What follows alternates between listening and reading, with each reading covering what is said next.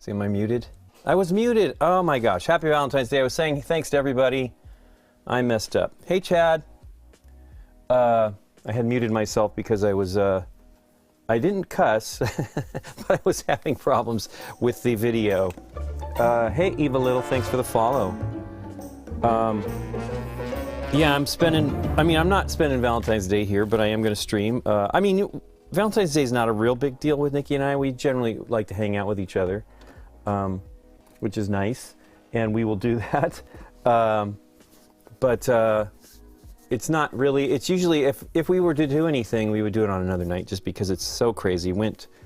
Goodness, I think the last time we went out for Valentine's Day, on Valentine's Day, was years ago with our friend Sean and his wife, so we did a double date. And so that was probably 16 years ago or something like that. And it was hard. Went to one of those, what do they call them now? Melting Pot is the one now that's fondue. But it wasn't that company. It was another one that I think it's been around since fondue craze in the 70s here in the San Fernando Valley. And it was fun. I mean, we had a good time, went to a movie and all that. It was really fun. But the surrounding craziness from all the other stuff just made it kind of hard. So do I have audio? Well, once you have your own couple board games card. Oh, yeah, what other couple do you need? Let me see here. I need to get... Oh, great, this is not plugged in. Hey, everybody. Hey, the Mr. E. A bunch of folks here on YouTube, too. Great.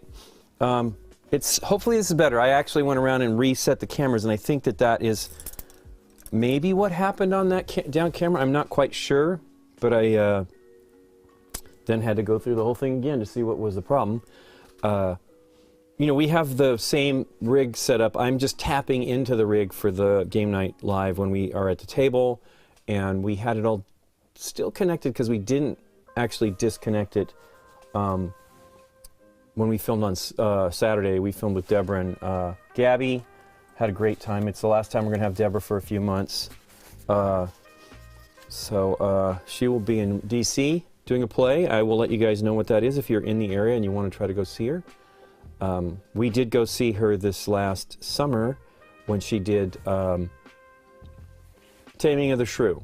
I always remember it as the other one, the MGM musical, Kiss Me Kate, which, you know, it's them doing the show. It's not actually Kiss Me. It's not really Taming of the Shrew, but and it was really fun. We had a great time. It was really good to see Deborah. She had been sick the last time we'd hoped to film. She was going to be involved in the Flamecraft filming that day, and because we played a cooperative game as well, which we filmed, and it's going to be an episode, but we filmed it, and I was so excited to have 5. You know, we don't really like to have 5 because it's actually kind of harder to film. I got hair stuck to me.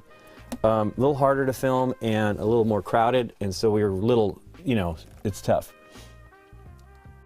Yep, every day is a special day, Joe King. You're 100% correct. We are doing Game Night Date Nights. We actually should have had an episode this week, but we had started to switch to we're switching our systems. Not everything, but we're trying to move to 4K. Not that it's critical, but people have been asking, and you know, a lot of people are watching stuff on 4K. So I have no problem watching 1080p on a 4K TV and all that. You know, I'm particular. I have a very nice TV, but I don't go that crazy about it. Yeah, Deborah is awesome. I wish she was going to be in. Oh yeah, a DC movie. Well, I will tell you, she's not in. I mean, I think it's pretty much announced. The show's filming next month. She is not in Marvel's Daredevil Born Again, I think is the name of the show.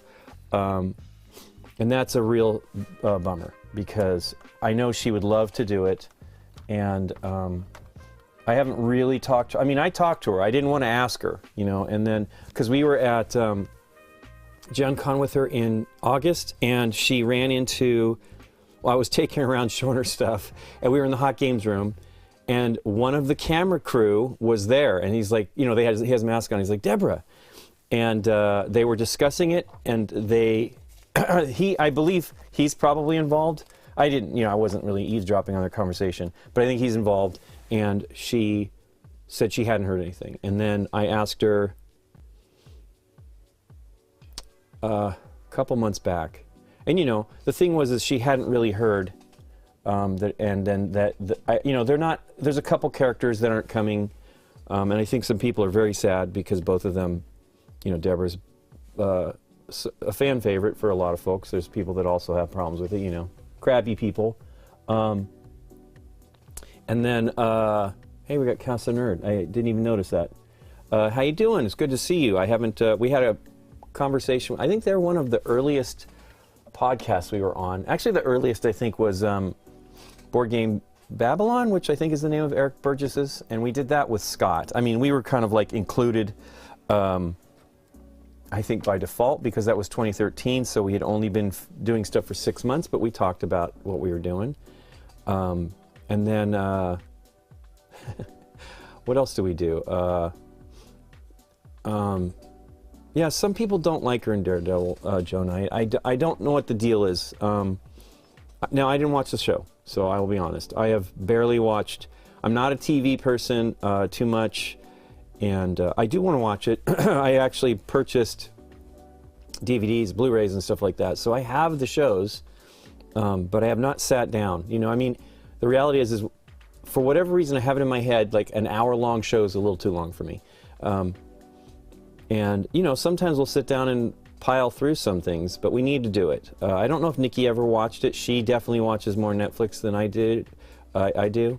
But we did see her in, a few weeks back, beginning of February, I believe. We did see her in Quantum Leap. She played a singer at the end, from the end of the 70s. Her look, based on what I saw, like I think she maybe had some pictures in her Instagram or Twitter post. And I thought, oh, is she like maybe going to be like an early 70s, maybe Joplin kind of character? But no. And it's cool. I mean, it was actually fun. It's, it's Quantum Leap. I never watched that show either. It was when I was young, I didn't really watch that much TV, and I really got frustrated with TV and radio when I was in high school, and and I didn't watch for a long time. Actually, I didn't watch TV until Nikki got in. I met Nikki, and we went to visit we had a friend that wanted us to get together, and he did a dinner, and they wanted me to watch the TV shows on Thursday night, the must-see TV, and they showed me the stuff, and they loved Mad About You, and Dave was on Mad About You, but not that time. Maybe, I don't know. And I really like Paul Reiser and Helen Hunt. But the show that got me was Friends, right? And so I watched Friends for probably 5 or 6 seasons, and then kind of was done with TV again. I mean, we still have some things we record. We really like.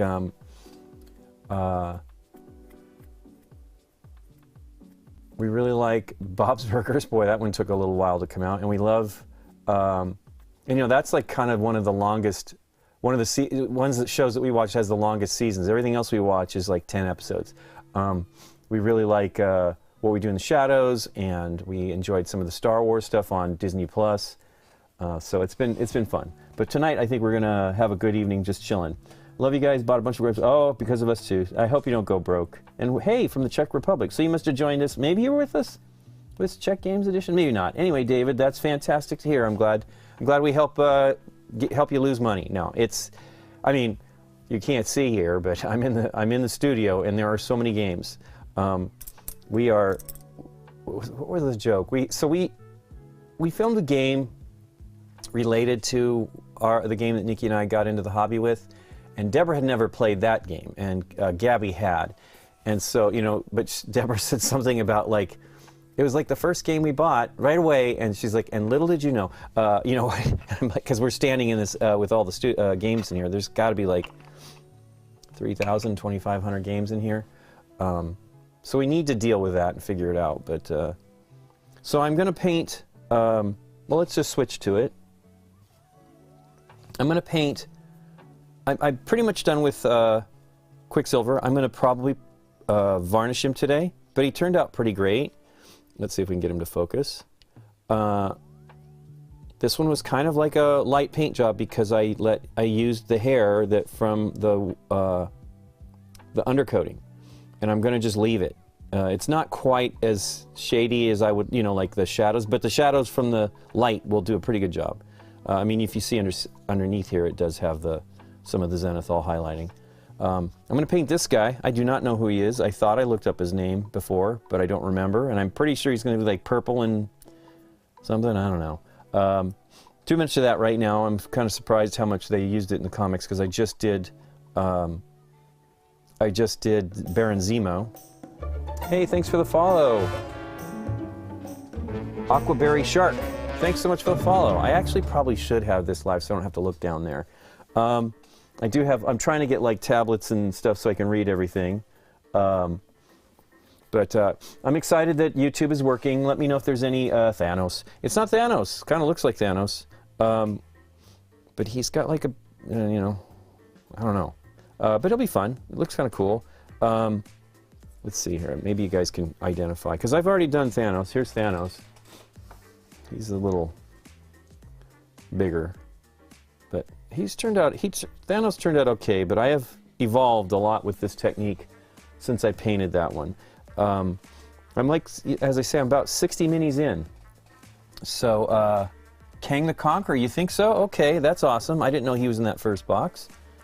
I'm very excited about Kang the Conqueror. I really love Jonathan Majors in Loki, and I think that's, wow, I think that movie comes out this week, maybe the 17th. I do want to go see it before we're in town for a little while, but we have to, if we go to see stuff in the theater here locally that we go to, it only runs about a week or so. I think Avatar ran for a while, but because it's a 3D theater, and I do want to see it. Boy, I went right past it then. It is Kang the Conqueror. Nice call. Thank you so much. Who was that? SKPT7. Thanks so much. That is exactly who it is. But it's got, hey, but he's got green on. That's a winner. I want to see this. What am I doing here? Okay. Very exciting. But yeah, I think Jonathan Major is neat, and I really can't wait to see what he does in the show. I mean, I loved him in the little bit we got on Loki. Yeah, Kang is in the new Ant-Man movie. That's this week, so I'm excited to see that. Well, now I'm more excited to paint him. I don't really know, you know, I'm not the comic book guy, and I don't really know what these all necessarily are, but he's got some, well, here he is. I'll show you the picture. I don't know if he looks the same. He does not look the same. So, you know, they paint these on from a 3D model, 3D printed model. So his pose is a little different. Maybe not if you go at the angle there that he's kind of at. It looks slightly different. Anyway, he's not in focus there. Too much other things going on. But I will use that as reference, as I generally do, because I don't want to sweat it too much, especially since I don't know the characters so much.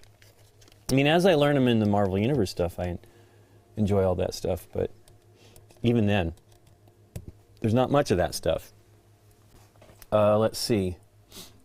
It's Kang. Thanks, Jason P. Oh, it was added after the campaign. Okay. It's weird. Like, I followed that. I followed the new one, too, and there was a bunch of stuff. But maybe it was like the last one they did or something like that. I mean, obviously, it was after the campaign. It probably was the last one. But I'm also excited. So, you know, they have another box coming, another main box, and it's a Spider-Verse game, but I can't remember what it's called. It's coming out like in June, you know, probably in time for the new animated movie kind of tie-in. And I will probably get that. I mean, I will get it. What are you talking about? There's no probably involved. But I'm looking forward to it. Not that I'm crazy about Spider-Man either. I don't really. I mean, I watched the movies in the early 2000s with our friends. And I liked it, but it wasn't like... I mean, I really love Sam Raimi, but I didn't think it was the greatest thing. I'm also going to continue with War Machine. I got pretty far with him on Thursday, and I think after the stream, I called my mom because I have my alarm set to call her each night because she lives by herself. And while I was talking to her, I used the red that I still had, and I put just that red, and it kind of, it comes out kind of pink, and that's because there's a lot of white beneath it. It's not, the red is still pretty red. And what I figure I'm going to do is put some orange in there. I almost did it on Friday when Candace was here, because Candace was filming, because she's going to be out of town for a couple weeks. And then I decided not to make any, not take any chances of making any noise, and I didn't do it. But I will do that too, and then I will try to finish this one, because it's close. I was very happy. The little arc reactor or whatever turned out pretty great. Go Spider-Geddon, that is correct. Boy, I'm glad I have you here. Oh, the Flamecraft minis, yeah, those turned out great. I was so happy. I mean, they're right here. Might as well show them. Not everybody's seen them. I use the same method, so they're basically painted like this, where it's painted entirely black as best I can. I do use a miniature handle that holds several, and you can see this is the rubber band that holds it on. It does a pretty good job holding it, and I can turn it upside down, but I can only do so much. You can see there's some red underneath there, which I can just touch up with when I'm painting. And I could do that before I paint. You probably should, if you really want to do it right, is you come back in afterwards and then just use your brush and paint it. But this has got lots of red on him, and it's probably not going to be a problem, because he's purple, kind of a magenta and a green. So painted the same way.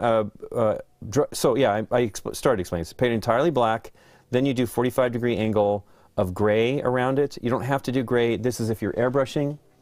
I did watch the animated one. It was fantastic. That is probably one of my favorite Marvel shows. And we have a 3D TV, and so I made an effort to get a 3D Blu-ray, because was not released in the United States. And I think I got one from Japan. And that actually started me buying Marvel stuff from Japan. We really like the 3D stuff. The one that really sold us on it was Doctor Strange. So anyway, you paint the gray if you're airbrushing. You don't even have to do that if you're airbrushing. And then you do the white from above. And it gives you, so you can see like it's darker where the sun doesn't reach it. That's called zenithal highlighting. And then I just paint these, I'm using Citadel contrast paints. And I thin them down a little bit so that I can build it up and make it increase the intensity. And so this one here, I painted him or her red, and I wanted it to be two tones. So this was actually the toughest one of the 6 that I painted. I have one more special one that they did, and I will probably paint that for fun, maybe even on the stream. And they were nice enough to bring that. Brad lives near us, sort of one of the guys in the company. And so he actually was pretty close to us, and so he brought it over. We wanted them to be on the show to do it, but it just didn't work out. And I was very happy to have Gabby. We were going to have Deborah too, which would have been awesome. So, you know, I just put the coat on it, and it gives you the shading. You know, it's dark underneath. And I worked on the horns and stuff like that. Let's see here. We've got, so the first two I did were these purple and yellow ones. Do I airbrush the base color? I do not. I literally just do this. I do the lighting, and so then I brush and you know, this is quick. When you paint with these contrast paints, it's literally, this part of the body is one coat. I don't put any more on. And then I will generally put a little bit more on these scales. In this case, I put several different coats, because I had a very purple color. I probably used this color.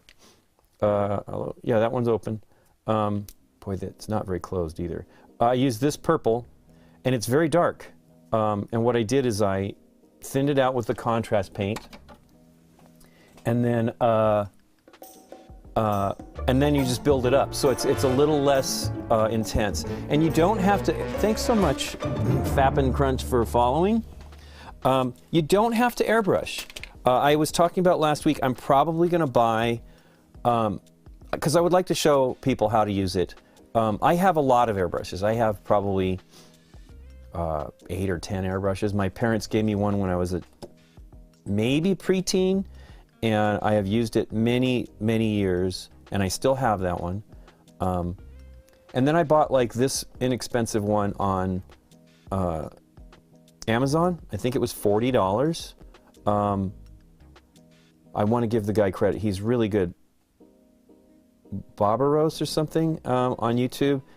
He does great reviews of products and shows really great stuff. He's like a Gunpla painter and stuff like that, and others. I mean, he showed his room with all the minis and you know the characters, and but I bought this to see because I wanted to show, like, this one has a removable reservoir. It's gravity feed, which I feel is kind of the best ones. I mean, I've used siphon feed for ages. That's what my very first airbrush was. And then the first one I bought after that, I think, was a 100 XL Badger. I have all Badgers except for this and one Iwata. And I only bought the Iwata recently because my thing is I'm just intrigued to see how they work differently. You know, this one is a pretty good, it's a pretty great airbrush actually. The only issue I had with it was you can't cover. So what I do, one of the things you do to clean an airbrush, let me get one that you can see. I have them all beneath me here. But one of the things you do to clean an airbrush is you backflow. You push your finger over the end of it, and it backflows. And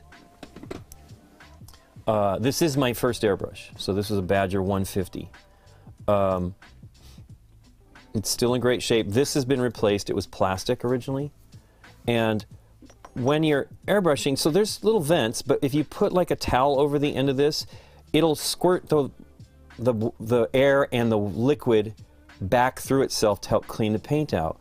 This one here has this, you know, this is what are more commonly used on airbrushes nowadays, this type of front cap.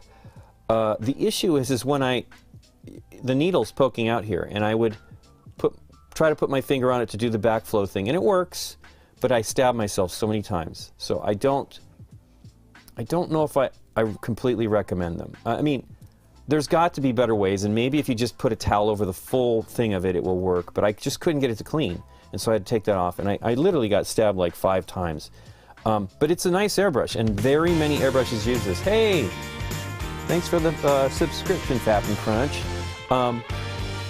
So this airbrush has like adjustments here on the end. Thank you so much for supporting us. This allows you to increase or decrease the amount of air going in. So it's a setting I don't use much. I have it on a couple different airbrushes. This is the nicest, I feel, setup for it. But this probably uses rubber gaskets. This does not use any rubber gaskets. This is entirely PTFE or whatever. It's, you know, the Teflon. And, you know, it's a little more complicated. I mean, all airbrushes, if you just are good about it, you don't generally have to clean them that much. I might have actually replaced the whole nozzle as well, because I think I dropped it one time when I was young and it bent the needle. And you can fix things. You can get a new needle. You can replace this bit here. And I don't think I had beeswax at the time. You could buy those parts. I don't know that you can buy those parts easily anymore. They used to be like in Michael's and places like that. Although they might have them on Amazon. I do have spares now. I learned from my youth. And I am airbrushing the primer. I'm sorry, Kelly, I missed that. I use Badger Stynylrez primers, but I've also used Vallejo, and Vallejo's great too. But I really like the Badger Stynylrez. It's Stynylrez, maybe, I think is the spelling of that. I really like it because it's really solid. Like, it really sticks, and I've had no problems. Because I've used just black paint. I've used this, which is a Kickstarter. It's not bad paint. I mean, this is crazy matte black. I think this is more of an effect paint than an underpaint. But I thought I'd try it. And then, so yeah, that's one of the things that's frustrating. But what I was thinking about doing, so, you know, you get this. They used to do, one of the things my grandfather gave me when I was using this was a little later when I was maybe in college. He got me a CO2 tank, which was probably the best thing. Oops, that doesn't go on that airbrush. He got me a CO2 tank, which is probably the best air source. But I'd have to go get it filled. I only ever did that twice, so it was kind of a waste of money. I felt bad. because I ended up getting another compressor. I had an OK compressor at first that I think that my parents gave me at the same time they gave me this. And I don't know where that compressor's at, because that was not terrible and it would be useful for things. But my mom ended up getting me an Iwata compressor later, and that's great. And I have some other compressors. I'm ridiculous. I have too many things. I bought 2 full, you know, larger size compressors with air tanks. This, the Iwata does not have an air tank. I'm not looking for detail, right? If you have, the reason why you want a tank, and that's why the CO2 one was nice, is it doesn't pulse, right? The air source is consistent. Supposedly, with the new, that new one I'm talking about, which I'll get to in a moment, it's actually a pretty solid air source, and it's like the cheapest method you could do. But I will go over how you can do this without an airbrush first. One of the things you can do is you paint the miniature completely black. And I'm going to try to get, here it is. You paint the miniature completely black as best as you can. These are some Warhammer ones that I'm going to work on. And then you dry brush the zenithal highlights on. And the way you do that is you take a brush. This is a $4.25 or something like that e.l.f. Ultimate Blending makeup brush. And I've used this one. And it doesn't even show. The white on the tips is just part of the, you know, I don't know if that can come in focus. It can. That's just the, you know, the way they've treated the fibers for the brush. It's pretty soft. I've heard it's not a great real makeup brush. I don't really know. But what you do is you put a little tiny amount of paint on the very tip of it. Oh, you can see a little bit there. Let's see if it'll focus. There's a little bit of paint still left there. These you can't really clean them, the other, you know, like really get them wet because they're not designed to do that. But you get a little bit on there, and then you wipe it with like a towel, and you only do it, or napkin, in one direction. You basically just keep brushing it till you feel there's no paint left on it. I mean, literally, it feels like it's called dry brushing for a reason. And then you just prime it by drawing down on the mini and focusing on where the sun would be hitting it from the top. I've done it on one mini. I did one on the full stream. I painted it black beforehand when I was doing the Jurassic World minis. And this is not it. Wow, did I just lose the camera again? Huh. What is going on? Oh, you know what? This is not powered up. Sorry, guys. It was using batteries, which is great. It does work with batteries, but I forgot to power it up because I pulled it. We used it this weekend. Anyway, so you're pulling down on the brush till you get it no paint, and then you just focus on trying to get it so that it will look like it's lighted from above. And I did that for the Jurassic World mini, and it was awesome because that was the one dinosaur from Jurassic Park 3 that was in the water when there was in a tank or something like that. I've not seen that movie that many times. It was one of the ones I actually kind of liked.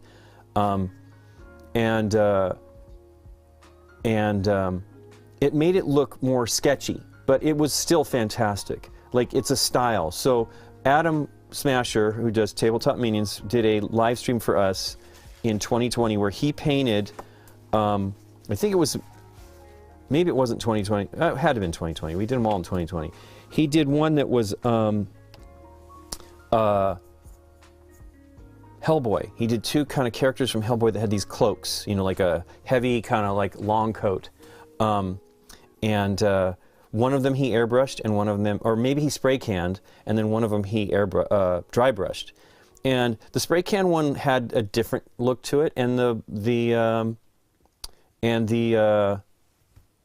dry brush one looked kind of like fibers. It actually made the jacket look legitimate to me, like it was pretty awesome. So you can do that, and it's not hard. You just have to work a little harder to get the color in. Now, I have a smaller dry brush, it's not really a dry brush, another makeup brush from e.l.f. that I do like to get inside with a little bit, because you kind of have to work at it. You want it to get bright. And so it's not a bad method, and it's a great way to start to even decide if you like doing things the way I'm doing them. And then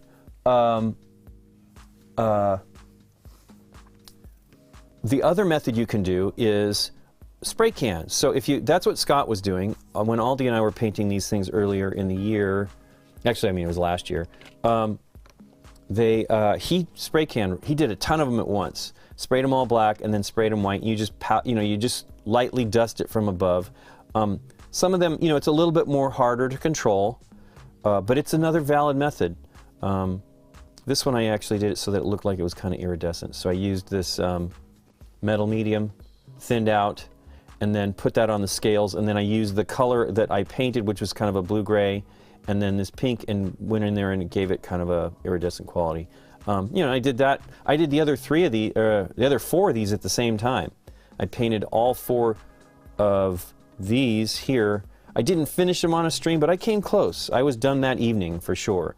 I went, I started in the morning, and then that night, I thought we might be filming, so I was really rushing to get through them.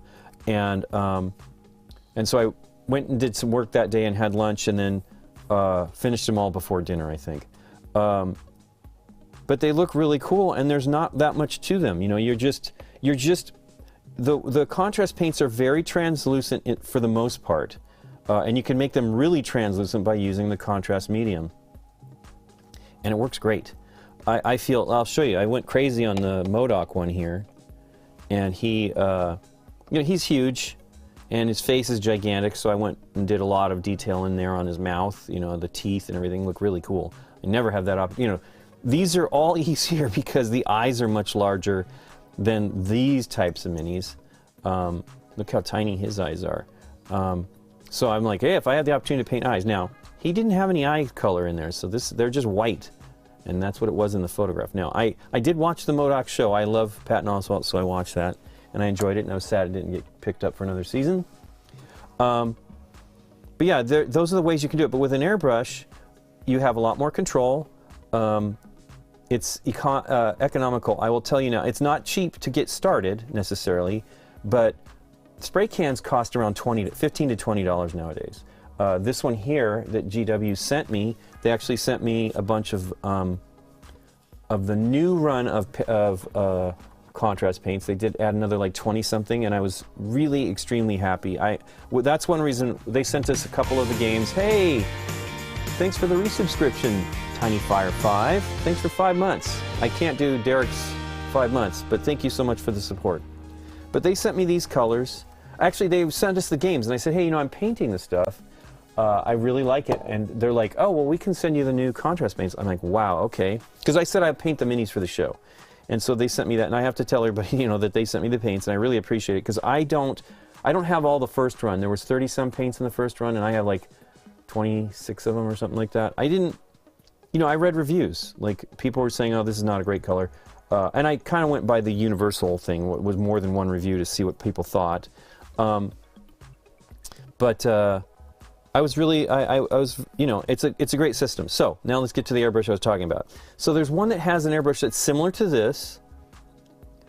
And again, you can use this airbrush. You just got to know. My method is I had used my finger on the end, and I think you would probably need to use a whole towel and just cover it up and then do the backflow. Because you need to do it a little bit between color changes. Even when I'm doing the black, the black to the gray to the white, I still want it to be as white as possible. Gray is not so important, but white, I really want it to be white. So I do a pretty good job of cleaning between spray, between colors, or shades. So, hey Scott. There's an airbrush that has basically this, and then a compressor that's about this size. A bottle of paint might be actually this size without the lid. And it mounts on it, and it's rechargeable. And it's like $60 or $70. One of the hobby sites that I've ordered things from, which is, what is that called? Micromark, which is like for trains. They have a set, it's $107 for that set. That's a little high. And it's their brand, so they're probably a little more, they're pretty particular about it. But just look at the reviews on Amazon.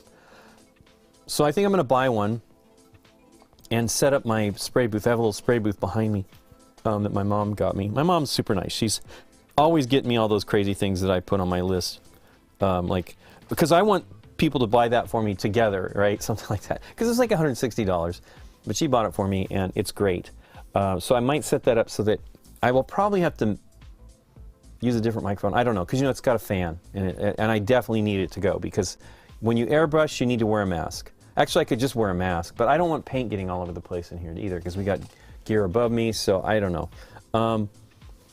Or maybe I'll just do a video of it that I can run. I'll have to figure out. I know we can do that. So, but I think it's a good idea, and so that's like $70.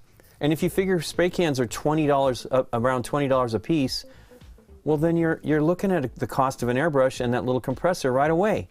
And I think that I watched Ninjon did a video about one of those, and he was impressed by the compressor. He actually realized he had a problem with his compressor, which is something similar to like my Iwata, I believe, and this new cheap compressor actually did a better job. So I don't know what was wrong with his regular compressor. So let's first, I'm excited about King, but let's first try to finish Quicksilver. Hey, you know what? This shut down. Why?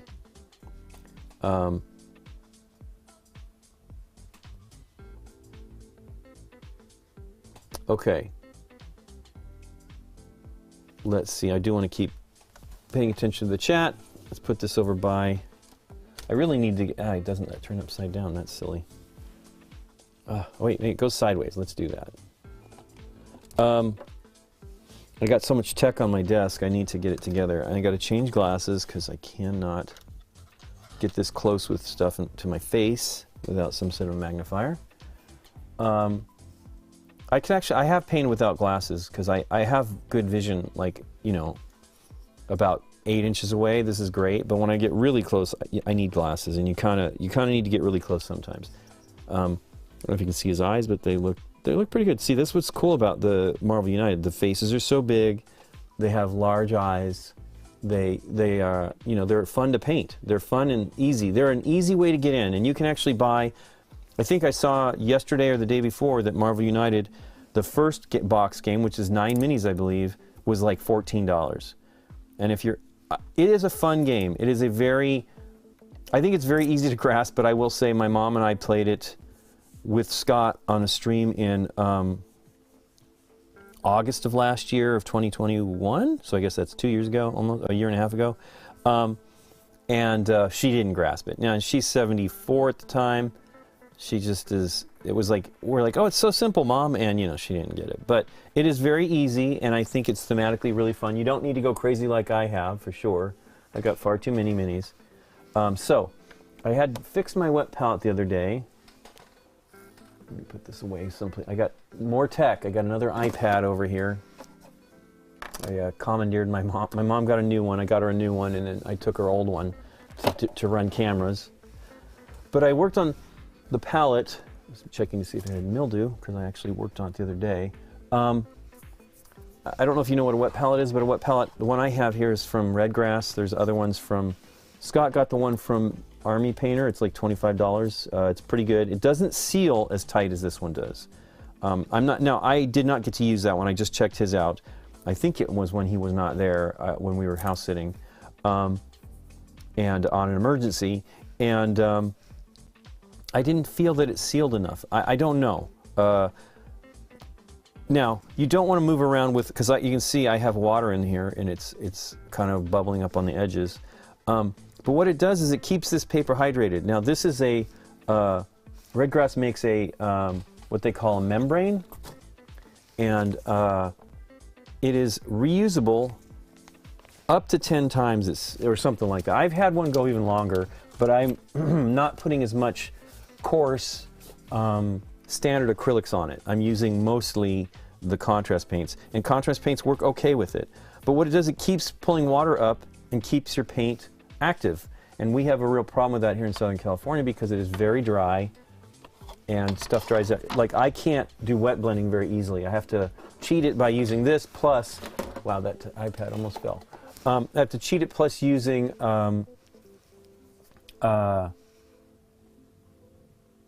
extender or retarder, I think. Where is that at? It's been moved. Anyway, there's a bottle of stuff from, I use Golden, and it slows down it increases your working time. Oh, here it is, it fell over. This works pretty well. I'd read about it a long time ago. I've been using Golden stuff for a while, but I don't know, I just dealt with it, which is kind of silly because you really should try to make it as easy as you can, and that's the whole point of all this. So let's get a little bit of orange. I'm going to try to use this Megadroth Flame, and it feels like it's a single pigment paint. I don't know for sure. It doesn't look like it has a lot of color, so I think that they still work as contrast paints, but they're not as exciting as some of the others that are multicolor pigments.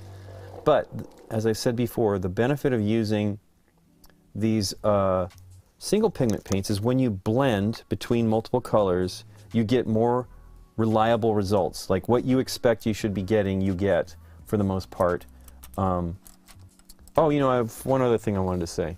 So I've been using lately these really inexpensive, this one's still a little inexpensive Golden Taklon brushes that hold really great points. They cost me about 37 cents a piece. I think that's correct, because it ended up being $50 for 144 of them. But I saw them on eBay from another seller here, another seller in the United States, and they were $25 for the same amount, same brushes. And then I saw on Amazon another seller, because I looked on Amazon, you know, just because they'll get it to me in a day sometimes, and they had one for $33. It was $29 the other day, and I thought, should I get them? And I'm like, I don't want to be that guy that when Nikki's dealing with it, she's going to have 144 or 244 brushes that were not used to deal with. Now, she's an artist too, so she might use them, but I'm hoping she'll use them while I'm alive. So I just was like, I don't need them. I literally have used 6 brushes out of the whole set so far, and I've had it for a good month and something. So I use the end of my brush, I don't know if you can see this, no you can't, to pull the paint out.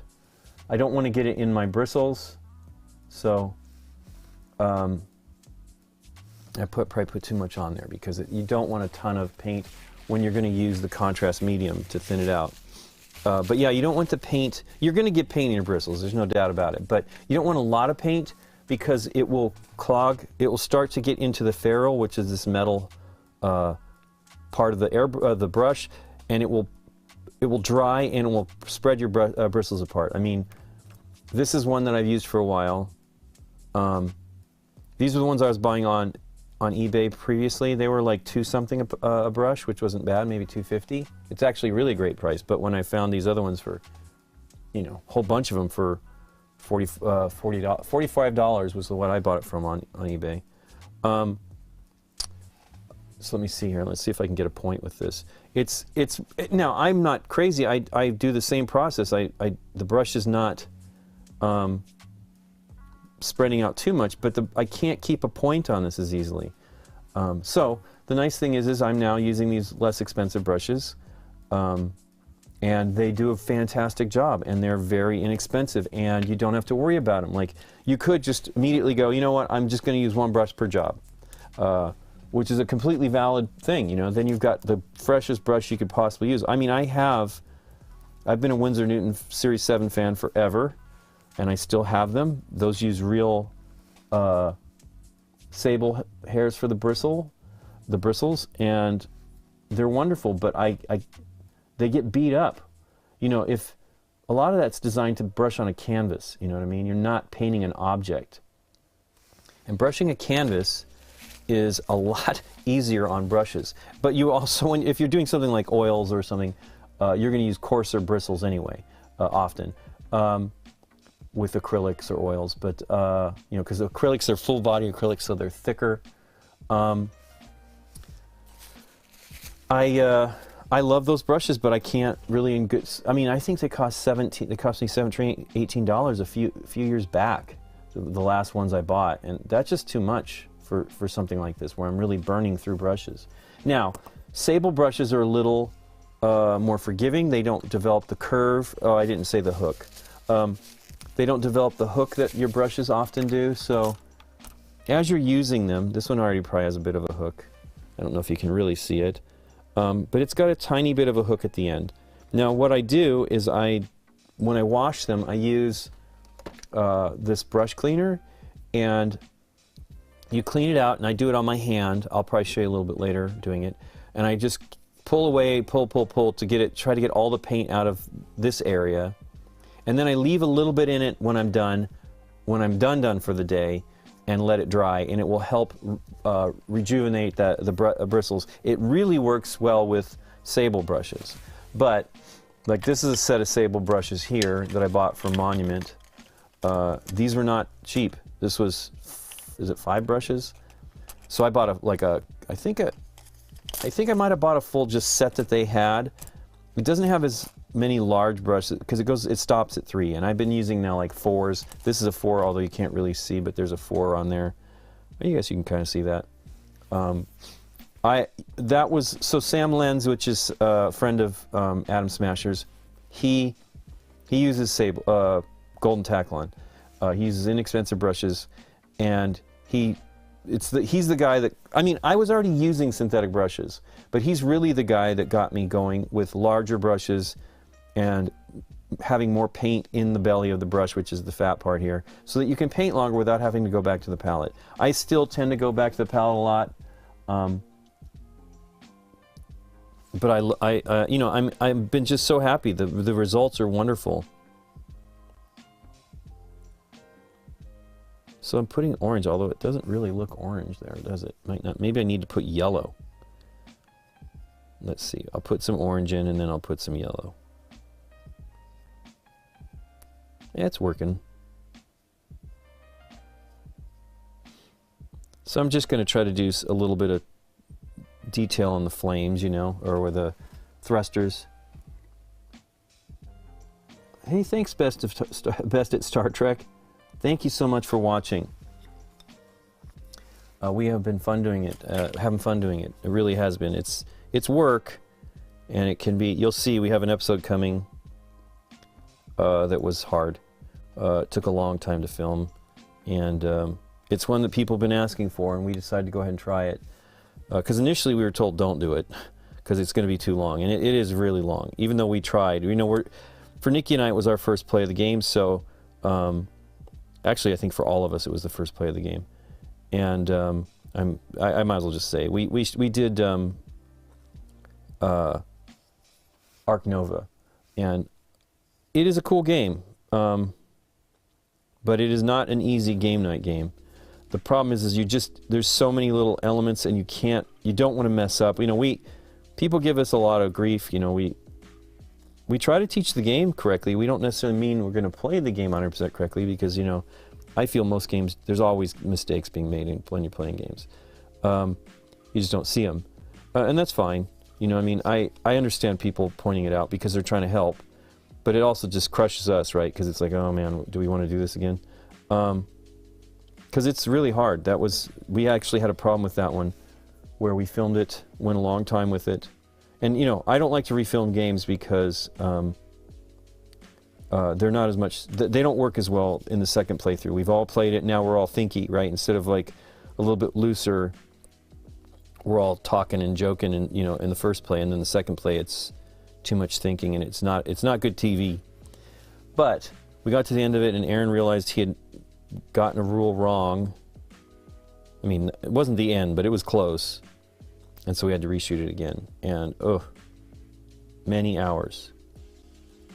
So it's not that we don't want to do those games, but it is very tough, and that's one reason why we really just prefer those kinds of games at conventions and stuff, because then we can, you know, you can get up. Biggest issue, right, is we try to finish the whole thing. We don't get up to have a lunch break or anything like that. It's too hard, because we just leave the cameras running. And we can't do it on something like that. It's too long. That already looks kind of better. So then I'll put a little bit, once it's dry, I'll put some yellow on the very, we'll see. I could also come back with some airbrushing. Yeah, Will Wheaton's gone. We started just after, I think that was 2011. Scott was very excited about that show. He had been asking us to do, he had thought of it before that, before tabletop. And because, you know, Scott likes to watch people play video games, and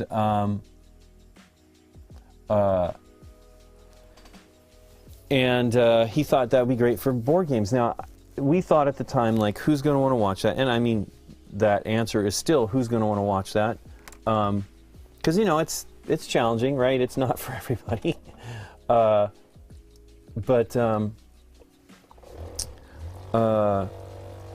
When that show came out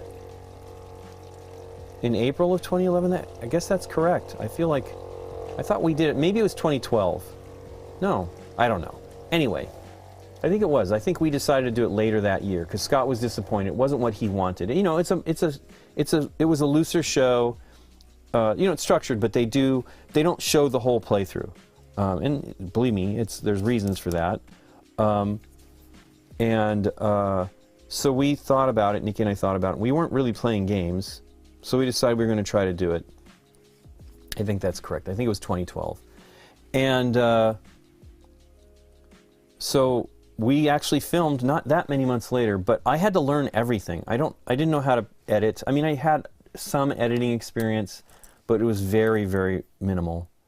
And it was a completely different software package. I started using Premiere, which is great, you know, because, you know, it's multi-camera. I don't know.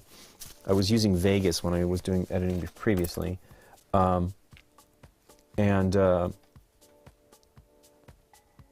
You know, that it's awesome, but that's just, you can't just do, you got to be cautious about all that as far as how much effort you put into it, right? So I was learning everything for new, and so it took me a couple months, you know, plus we had BGG Con and we had Spiel, so those take up a lot of our time, and so, not a lot, but some of our time. So I didn't actually get our first episode out until after Thanksgiving of 2012. I think it was the beginning, like December 8th, I think Michael was saying. I know that sort of in my head, but I didn't really have it. He's like, hey, happy anniversary. I'm like, what? Iron Spy. And, I mean, we're excited. We really like doing it. It's just, it is challenging. And, you know, it's been harder to get people over. You know, it's more expensive to get around in driving around with fuel costs and all kinds of things. And so, you know, everybody just does it because they like to do it. Dave is great. I mean, we knew when we were doing this, it was going to be definitely Dave and Aaron, and we would like to have Mark Johnson on. And Mark's been on a bunch of times, but not as much as I'd like. I really love Mark. He's just busy. He was a busy dad, then now he's just a busy empty nester. But we want to have him back. We had him last year, and we didn't put out... We're going to probably end up putting the episode out because I don't really want... He didn't have time because there was some career things going on there for him that he was potentially going to be working elsewhere for a little while, and so he couldn't come back to film it. What happens was a game we play, which we really love, and we want to put it on the show because it's really awesome, from David Thompson. It's a cooperative train game called Switch and Signal, and David at the time, so we did it, we loved it, we played it, and we're like, this is great, and we did it on the live stream, and David Thompson joined us, you know, like in the audience, and he's like, oh, hey, one thing, you can't do this. And we were like, what? And he's like, it's not that big of a deal. And we're like, it's a big deal. But what we decided is I thought about it a couple weeks back. Hey, thanks for the follow, Turbo Lopo. Thanks for supporting us.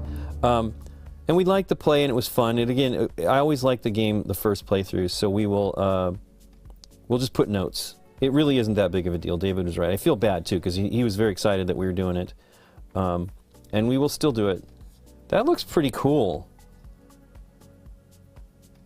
And you can see, it's just thin coats of the color. Now, I probably painted a little too soon for the, over that red. There is some reactivation going on here.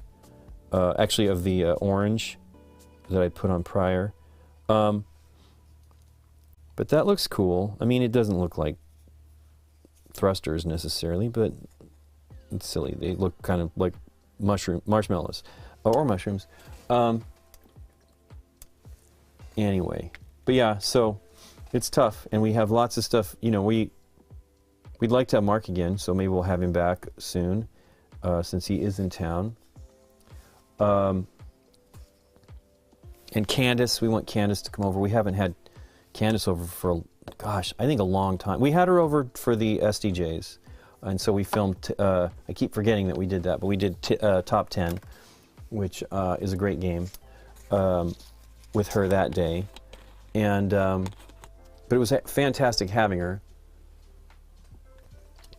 And I think we had her for the SDJs the year before. We did. We had Candace as well, so. But she's now part of our team, and so she doesn't have to do her other job, so she can do this, and so we'd love to have her on the show. Well, that looks cool. Now, one of the things I would probably like to do, but I'm afraid of, is OSL. So OSL is object source lighting, and this is generating lots of light, so there should be glow on the ground, probably all over. Maybe I will do that. Let's look at what I did here. So I did that sort of with this one. Maybe I'll do something like that again. Because I've been doing everything gray on the bases, because I really want to focus on the character more than the ground. I do put in a little bit of color here and there, but for this one, you know, I tried some different things with this one, and it turned out pretty good. It'll be more interesting, I think, when we put the black here on the edge, which I'll do today. So maybe I should do that. I should look at the mini, even though I've got Kang up here. Let's go back to, at least I know who it is, so I can find it easily. This is War Machine, which is at the end of the alphabet of miniatures here. It's Venom, Vulture, War Machine. What did they do? It has just a little bit. There is some OSL on his leg coming up on it, and the best way to handle that probably is, especially since this is gray, is with an airbrush. So maybe when I do some airbrush, I will just shoot a little bit of red orange on some stuff here just to try it. I mean, I've always wanted to really do it. I did a little bit of it brush-wise on the Doctor Strange mini here, if I can find it. And it's okay, you know, I mean, it would be, I mean, his hands are kind of, instead of pink, they're yellowish orange, right? You know, and then I have it going up his sleeves a little bit, and that's pretty cool. I'm not sure even anybody would understand what I'm doing there. So yeah, like you can see there's some blue in there, and then there's the yellow. So it's supposed to be like a bright light of the spells he's doing there. So I would love to do more of that, and I you know, that's the thing. I'm trying to get everything done quickly, right? I want to get as many as possible. Yeah, Klingon closed captioning. I mean, thanks to Rado for that. We just haven't done it. And not everybody knows that we do it. We actually should just say at the beginning, hey, we've got, like, these videos, if there's any changes, we will note them in the Klingon subtitles. And we really should do it. There's no reason not to. Anyway, he's kind of done. So you can see I didn't paint over the edge, because I'm going to just do the black. I think that looks real neat and stark when you do that. That looks pretty good. So I mean, I basically went with thin washes of the contrast paints over this just white. I mean, it's not much different from this one, as you can tell, but it has got overlays over the white, so it looks grayer. But it gives all the shading. You know, it looks pretty good. Now I put a lot of white here on the feet, and maybe that'll be a good reason to put a little bit of color on there. It'll be a challenge, because I want a small amount of paint, so I will have to use one of my finer airbrushes. I have several. I mean, I bought so many different styles. What they've been doing on, so one of the times I went for it, on Badger on Facebook, they announced for their birthday, you know, the anniversary of the company, they've been charging now, I don't know if they're going to be able to do that this year with raising costs of everything, but they've been charging the cost, the years of their anniversary, how many years they've been in existence, as the cost of the airbrushes. And it's great. So one time I probably bought like 5 airbrushes to really, I have tons, I had already had tons of them, but that kind of padded it out. And so I was trying a bunch that I didn't have a Sotar 2020, I'm like, oh, let's try that one. And I had some other, there was one I really wanted that had some cool stuff. Hey, thanks so much for the support, fan I am. Fire explode with paintings, that's what I'm working on. Let's see here. Thank you so much for that. We don't stream on here very much, and it's exciting on YouTube, but we are now.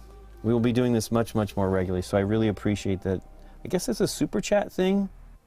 Sorry for my ignorance about all that. I really don't know all of that. We should learn. I was working on Kang. Let's get back to Kang. And I do want to do, I really wanted to paint him yesterday. I just didn't have time, but I do want to work on Nick Fury. But as I was saying previously, I think I painted too soon on the over the gray. So he had white on him, but look how gray he looks.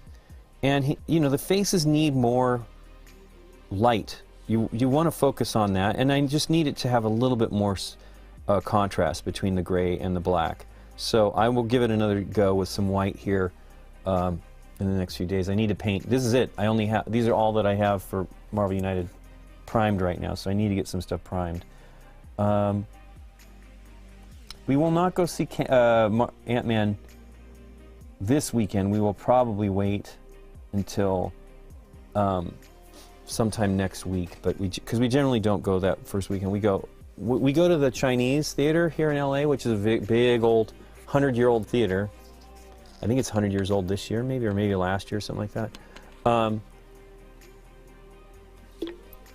And if you go during the week, it's just not very busy.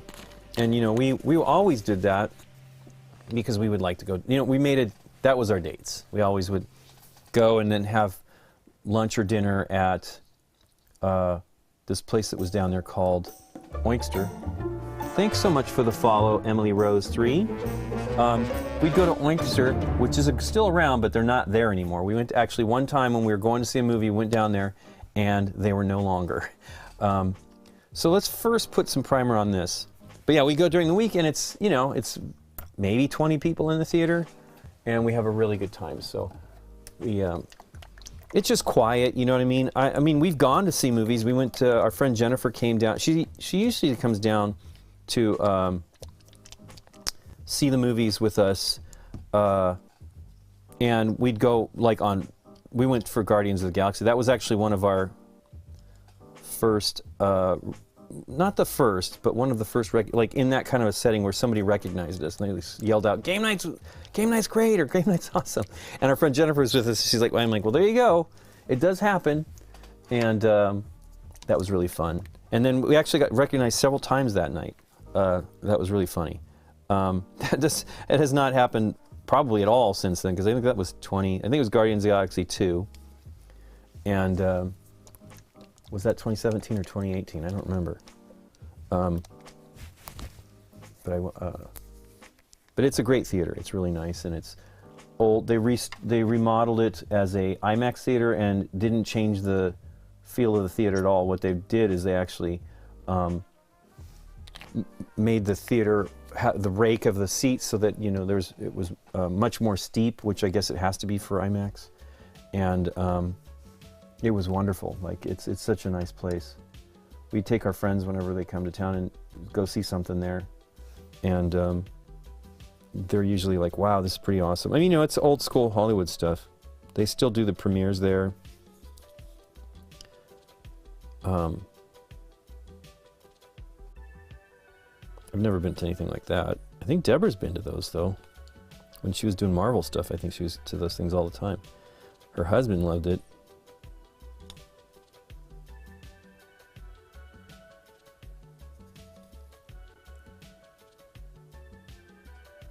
The funny thing is, when Scott was in town, we went to go see Black Panther. It was in the theater. It was... I don't think they played it in 3D, though. Which is a downer. We really love to see the 7 3D. They now are doing them where it's like one time in the day they'll run the 3D one, and I believe that Ant-Man is being advertised as being in 3D. I was very snobby about that stuff. I felt that you should only be seeing like actually shot in 3D movies. And then Rusty from our show, who's not been on a long time,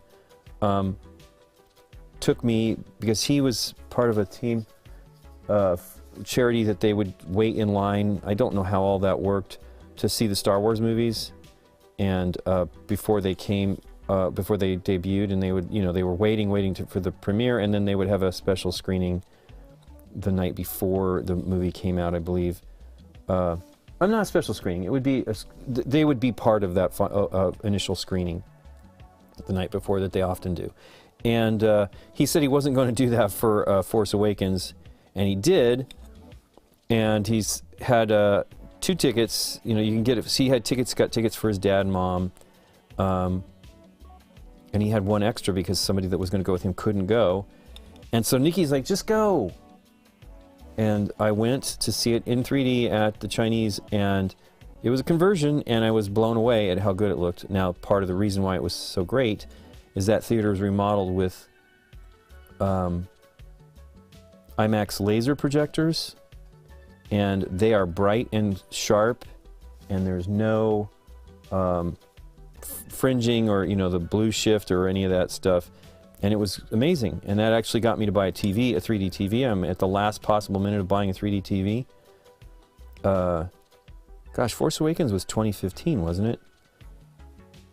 That means I bought a TV in 2016? I don't believe that. Maybe, oh, you know what it did? Is it got me wanting to get one. Because then we didn't see Doctor Strange in the theater, and I didn't know Doctor Strange, right? I like Benedict Cumberbatch, but we didn't go. And it's also because that came out when we were going to BGCon. There's always something like in November.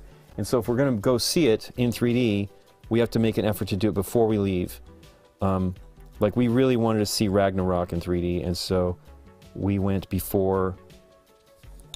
earlier than we would normally go, you know what I mean? Because like I said, we will wait till the next week, and it was, for whatever reason, we were going early in 2017, I think that was, and to Dallas, so we went to the theater to see it, and very happy we did go. But usually it won't be in 3D when we get back, unless it's really, really successful, right? Because there's always something waiting to go in. It's the premiere, not literally they do premieres, and it's the premiere one of the premiere theaters in LA. The other one that was a big deal here in LA, called the ArcLight, is gone. It was owned by Pacific Theaters. They were a chain. They had nice theaters. They folded all of them, and that included the Cinerama Dome. Cinerama Dome's still there, but I don't know if anybody's going to be taking over. Regal was doing some of those theaters, took over some of the ArcLight ones, and then they're going out of business, or they're doing bankruptcy and might sell, so who knows. They already closed the ArcLight nearest to us here in the Valley, like right away. They just opened it up recently, and now it's being closed, which is really a drag. Because that was a pretty good theater. We didn't go there that often. We literally stopped going anywhere else but the Chinese, unless it was something we wanted to see and it wasn't going to play there.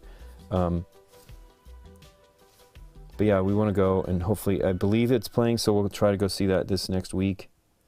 But Rusty really got me onto the 3D stuff, and I really appreciate, because Doctor Strange was not shot in 3D, but it was shot with the intention of being in 3D, so they had, it just was such a phenomenal looking movie in 3D. And so then I bought a TV in 2017 to specifically leverage all that. And I loved it, because I got it, I think the disc came out in January, and I think it was a Best Buy exclusive or something like that. And so I bought that, and I bought the other movie that I think that was 2016, Star Wars Story Rogue One, which was awesome in 3D as well. And both of those I think were Best Buy exclusives. And now they don't do them anymore. There's occasionally there'll be a release like they did Dune in 3D Blu-ray, which is great, even though I didn't think it was coming, so I bought it from another, like the European set that had Blu-ray, 3D Blu-ray, and 4K Blu-ray in the set, so it was cool, it was worth it. But I would much rather just get the 3D Blu-ray and buy maybe the 4K one later or something like that. I mean, I like the 4K stuff, but it doesn't have to be. I think the TVs do a great job. But color brightness is better when you use that Dolby Vision or HDR10 or whatever. They're really nice.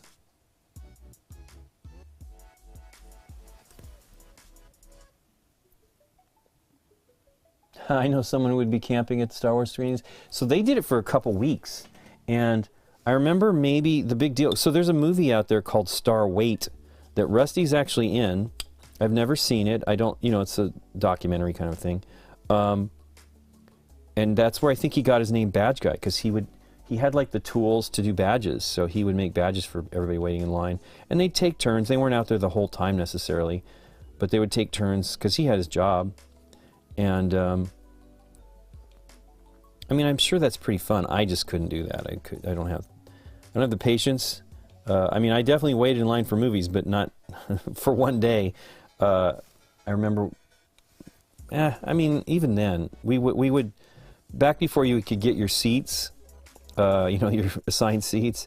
We would wait in line to just get in there and get as best a seat we could get. I remember waiting in line for when I was in high school for. Gosh, what was it? Well, one of the ones was Indiana Jones. We didn't know. So that one we went with our parents. I was a kid. That wasn't high school, actually. We went, and I didn't know anything about the movie. I knew Spielberg and Lucas, but I didn't know anything about it. They didn't have all that exposure of it. And we're in the line. I'm like, okay, Dad wanted to go see this movie. And then I see the poster as we're walking up. The theater was amazing. It was a theater called The Village, I think it was. No, not The Village. It was called... Goodness gracious, what's it called? It's long gone. I think it came in the early 70s, like 1970. And then the last thing they did, I think it was actually closing, they shot that movie Zodiac in there. When there's a scene where they go to the movie and we're like, oh my gosh, that's the man. It's not The Village. The Village is the big old theater that's still there, which is great. Gosh, I don't remember the name of that theater. It's been gone for 20 years, I think now, or a long time. They closed it down and then it just remained a hole, like they were going to put something in there, and then they finally built something much, much later. But single screen theaters are not really that big of a deal anymore.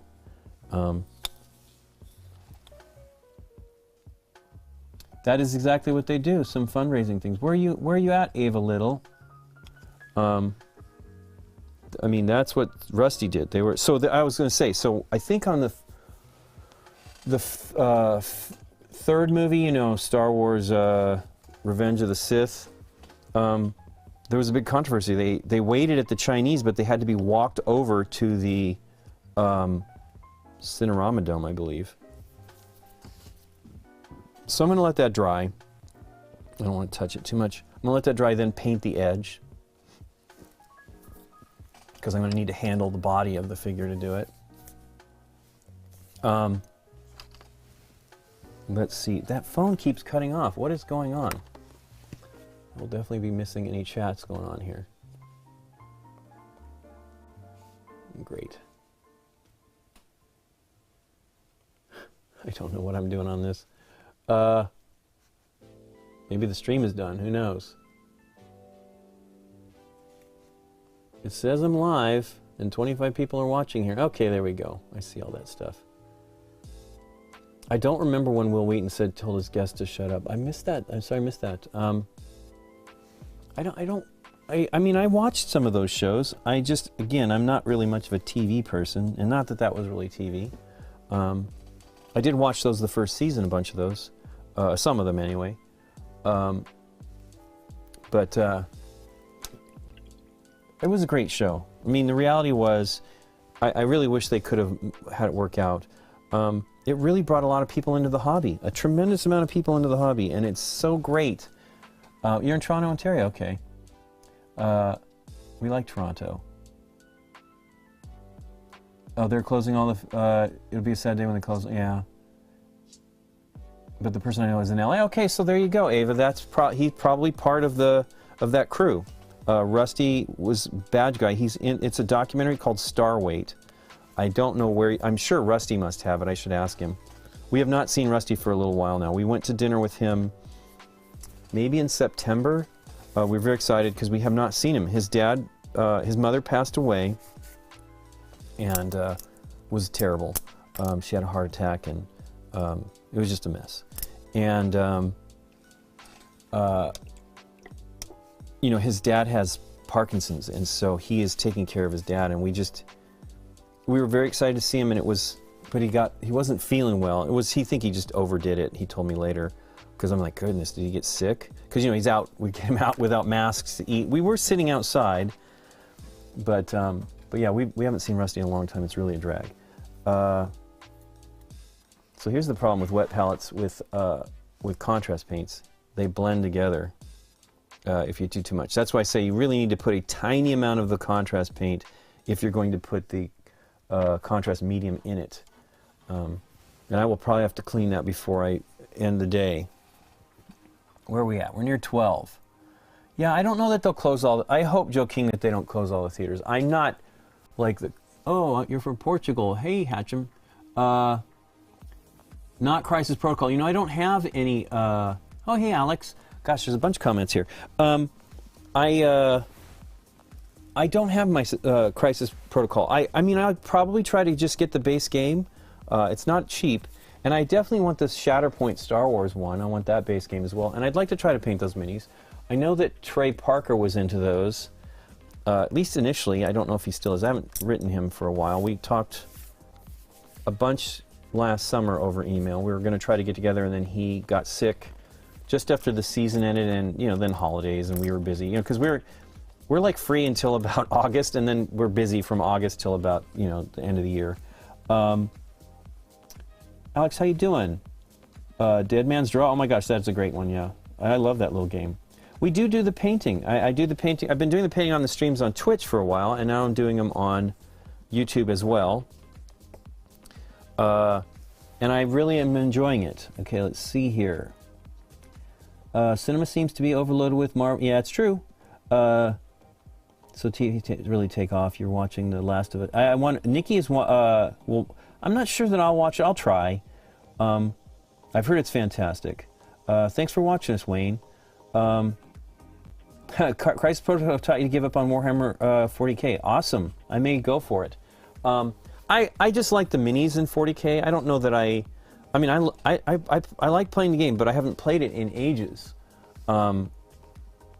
Actually, that's not true. I played some stuff. I played with our friend Sebastian, and he loves it.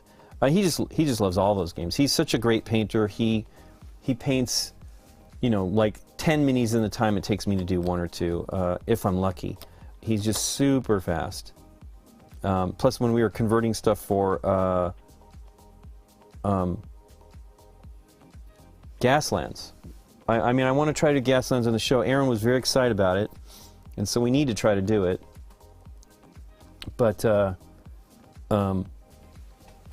you know, you can get carried away. So let's see. Let me put some of these paints back. I've got so many paints out here, and I will not be using any of these colors. Not the flesh color, since he's blue. Not the wildwood, since it doesn't seem to have any of that. I might use the Griff Charger gray. I'll definitely be using the Basilicanum gray here. I won't be using orange. And I won't be using yellow. Yeah, Gaslands is amazing. I guess I can show you some of the cars. This is one that Sebastian painted for Nikki and I. So this is supposedly Nikki and I he did this, like, he did a couple of these. He did one for himself and one for us, and I think we got to pick it. And then Nikki picked the colors. He's like, okay, what color? And he put this together. And this is from like a 1970s Matchbox car. And the other one that was a 1970s. I think, can't remember, this one sort of looks like a Lotus or something. But, and then these are supposed to be board games on here. It's awesome. That's Nikki with the axe and driving, and then there's me just chilling. And then let's see if I have any of mine here visible. I really, you know what, I think all my Gasland stuff is in the box. I put it in a box. we do want to do it. Aaron's very excited about it. He was a huge fan of Car Wars, and he was like, I'm in. When I was just telling him, I'm like, I want to try to do this, and he's like, I'm in. But we haven't had a chance to do it. I need to have Aaron over. Excuse me, I'm going to sneeze here. But yeah, I'd be excited. I mean, I played that with one game of it with Sebastian when we were in Germany in September, and I'd really love to do it. Yeah, the little chains. Isn't that cool? He's really talented. You know, and this is like all of this is added on. And the greatest thing that he does, which I cannot do here, is he uses something from Duplicolor. It is Rust Effect is the paint. So he paints that first. Looks like a piece fell off of here too. I don't think so though. And then he just dry brushes color on it over that, or paints it over that. And he also uses this type of stuff. This is a latex. I need to paint some of these. I actually think I painted some of these on the stream. I need to do some more of them. But you use it's drawing gum. It's a Frisket. It's latex, and you put it on the rust color first. Then you paint over it. Then you peel it off, and then you do a little bit of dry brushing and stuff.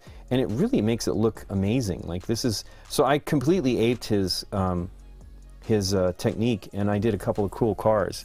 I just had to get them off the table, and I think I left this one out because I was re-gluing on one of these exhaust manifolds, or what? Not manifold, exhaust pipes, and I need to get back to that. I really want to do it. It's really fun. Because here's the deal about that game, people. You don't need to buy minis.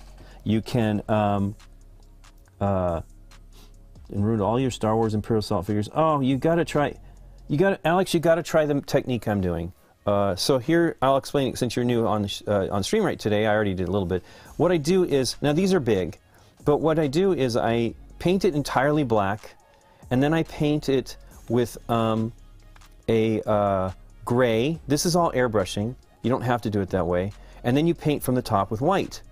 And then, if you want to, you can watch the video. I actually give you some other techniques to doing the same thing. You can do it with a spray can, you can do it with a brush. But then you put these contrast paints over it, and they're mostly transparent. You're letting the shading that is in the undercoat be the shading in your paint job. Scale weapons for Gaslands. You know, Chris, I actually have a 3D printer, and I have printed many. Let's see if I can show you a little bit of the stuff that I have printed. That is one of the fun things about the. I had the 3D printer. I did some wheels, and I guess this is a rocket engine or something. I mean, you know, these are speakers. You know, they have the loudspeakers for it. I 3D printed these tires. So I'm very excited about all of it. But yeah, you can use just what Sebastian does. Is he uses, oh yeah, see there's some guns. He uses he buys lots of old Hot Wheels on eBay, and he just uses all the stuff. So here's some sort of gun. That's a big one there. Yeah, you can watch a little bit when the streams. Actually, you might be able to go back on the stream now if you want and see that. And this is just some of the things I did, like a front scoop, you know, like a cattle pusher or whatever kind of thing, and cattle guard. And there's more. There's more in there. I printed a bunch. I need to print some more. A friend of mine, Opal, she got into it too, and she's been doing a bunch of stuff on there. 3D printing too. She got a 3D printer and is going crazy. And she found some really great stuff on Thingiverse. And there's actually, I almost bought the stuff. I can't remember the company now, but it's a name that is familiar.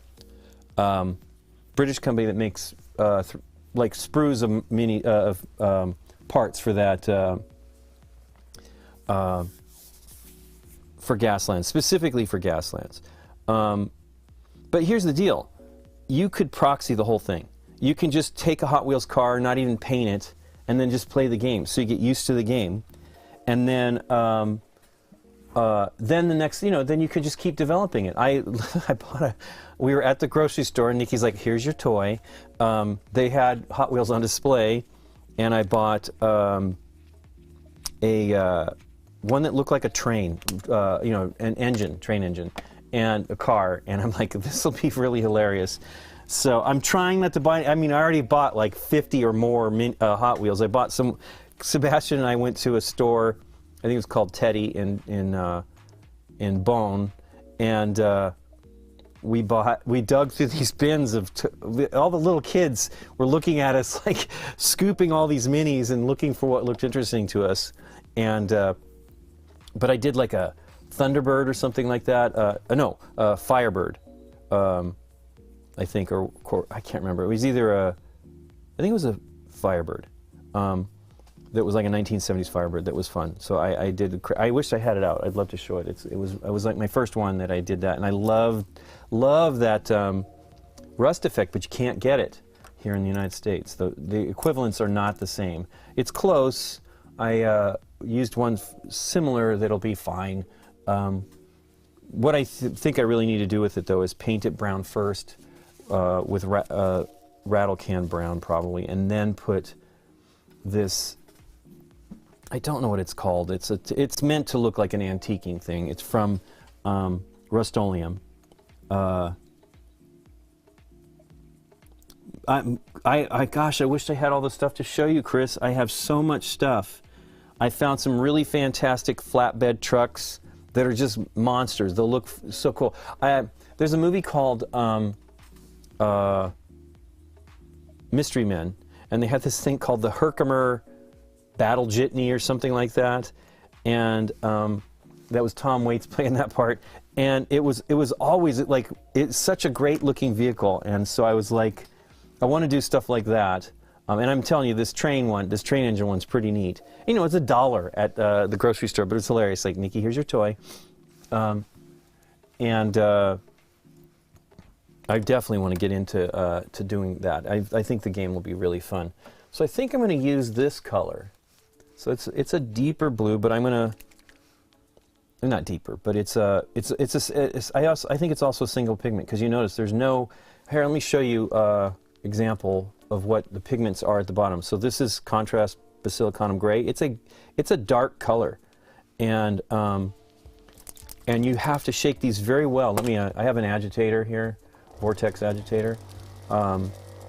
I kind of feel you really need them for the contrast paints, because you really need to mix them well if you want the contrast effect to work. Because what you're supposed to be doing when you do contrast is a single coat, relatively thick coat, and then let it settle in to the folds. Now, you can see it's starting to shake up, but it's a lot of effort. And I was shaking them by hand. And I had the vortex mixer. I'm getting paint on my sleeve. I had the vortex mixer, but I was not using it. And I'm like, oh my gosh, you've got to use this. So that was when we actually got the workstation set up in here for me to paint with the cameras and stuff, so I could do this. These, now it needs to be mixed. There's definitely pigment on the bottom, but contrast paints, I think their magic is when they have like multiple colors and different like weights of the pigments or something like that. I really don't know the whole thing. They did an event, and you know, there's no reason they would invite me, but I sure would have liked to have gone, because the guy that was the you know, the engine, whatever the heck he does, he's a scientist with the paints, you know, was answering questions, and I would just be sitting there peppering him with questions the whole time. No, Chris, you're not bugging me at all. I'm super glad you're here on the stream. I mean, this is why we're doing this, so people can, hey, Starweight is on there. I'll have to check it out. Joe King says that Starweight's on YouTube, so we'll have to check it out and see Rusty. No problem, Chris. I mean, this is why we're doing this. We want people to be able to see it. Not everybody's on Twitch, and our audience is on YouTube, right? So this is why we decided to just co-stream. It was, you know, Twitch doesn't like you to do that, but like, we're not any big deal, you know what I mean? We're board games. Board games is not video games or whatever the heck else people do on Twitch. And so it's not that big of a deal. And we just decided to heck with it and just go for it. I'm not sure this is the color or not, but we will see. Again, it doesn't really matter. This is only the only flesh is his face that that's seen here. Now I'm going to thin it out with, wow, that's a very thin color. That may be too thin already. They all are different, and I've never used this one. This is the first time I've opened this one. I'm going to close that back up because I'm not going to use it anymore. I already put too much on the palette. No, I really appreciate you watching the show, Chris. I appreciate everybody. It's like we love doing it, and during the pandemic, we started streaming before the pandemic. We'd occasionally do stuff for like Extra Life and such, and we streamed on different services, but everybody was like very excited about Twitch, so we started to do it there. And then in January of 2020, we were playing a game called The Wilson Wolf Affair, which is a puzzle game. We did that with Deborah and Dave. I think we did it over 4 events, which was great. Deborah was a lot more free time then, and so we went for it, and it was awesome. And so then we were going to pick up, if you've watched the game night, you know that we had mentioned that we were going to film, we were going to do, yeah, this is very thin. I don't know if it's too thin or not. We were going to do Clank Legacy, and we were all excited about it. Dave was excited about it. And then the pandemic hit, and Dave immediately went up to take care of his parents, which is great. His dad passed away a couple months back, and I'm really glad that he was able to spend as much time with them as he did. That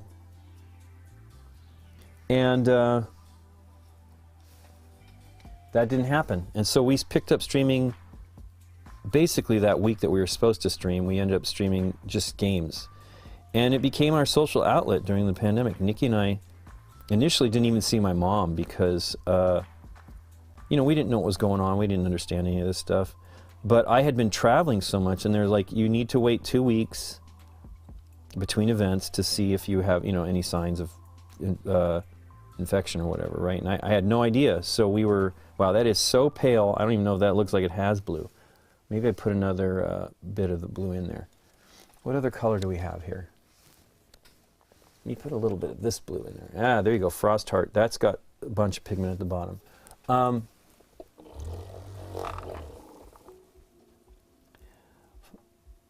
much do those miniatures cost? You know what I don't know. They're not that expensive, Fleeking Bollocks. These are from Marvel United. Now, this is the extended stuff. If you back the campaigns, I think you could probably go into their pledge manager when they open it up if you hadn't backed it. And you can back these. This is from the stretch goals. They had tons of stretch goals. But you can get the base game for, on Amazon I saw it the other day, it was about $14, $15, and it gives you 9 minis. It's got the Hulk, it's got Iron Man, it's got Taskmaster, obviously tied in for the release of Black Widow. It had Red Skull, Captain America, goodness gracious, Captain Marvel, Ultron, I don't know if I said Ultron, and you know, it was a bunch of cool stuff, but it's like, you could go crazy with all that, and you don't need them all, but if you're crazy for it like I am, which I am crazy, because I was pretty determined I wasn't going to do it on this Marvel, basically I would probably do the $100 pledge on the Marvel Multiverse one that just ended last week. But I went all in. There was too many great things that they spread out over, you know, each. That was why I ended up not doing Marvel's, what is that game called? Simon's Zombicide. They did the Marvel Zombicide, which those looked amazing to me. But I just couldn't do it. It was too expensive, and I mean, I think I'm over $1,000 in on Marvel United, which is ridiculous. I mean, I love it, but it's just ridiculous. So that blue is already pretty much dried, but I will wait a little bit longer. But I'm going to probably put a tiny bit more of a darker blue in there.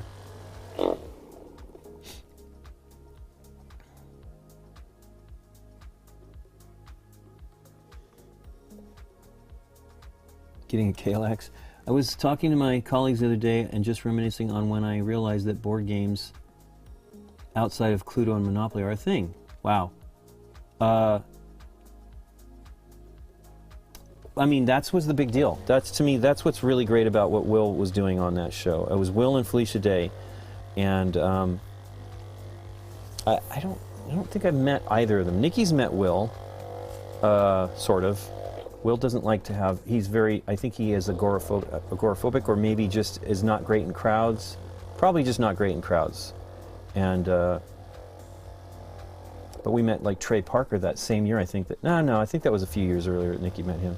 But we met Trey at Gen Con in 2019, and he was really nice. We've actually gamed with him a little bit, and that was really fun. And we were talking, that's what I was saying, I talked to him last year. We were supposed to play games. I will probably reach out again. We watched the first episode of the new season, and it was pretty hilarious. His, the credits were what really got me. You'll have to watch them, I won't spoil it. I was really sad because we watched it on HBO Max, and it cut away from the credits. I'm like, wait, what did that say? And so I had to like struggle to get back to it. I really don't like that about the, you know, I don't think this has to be the brush. It's too beat up to not be the brush. I just don't remember this being on the side here. I don't know though.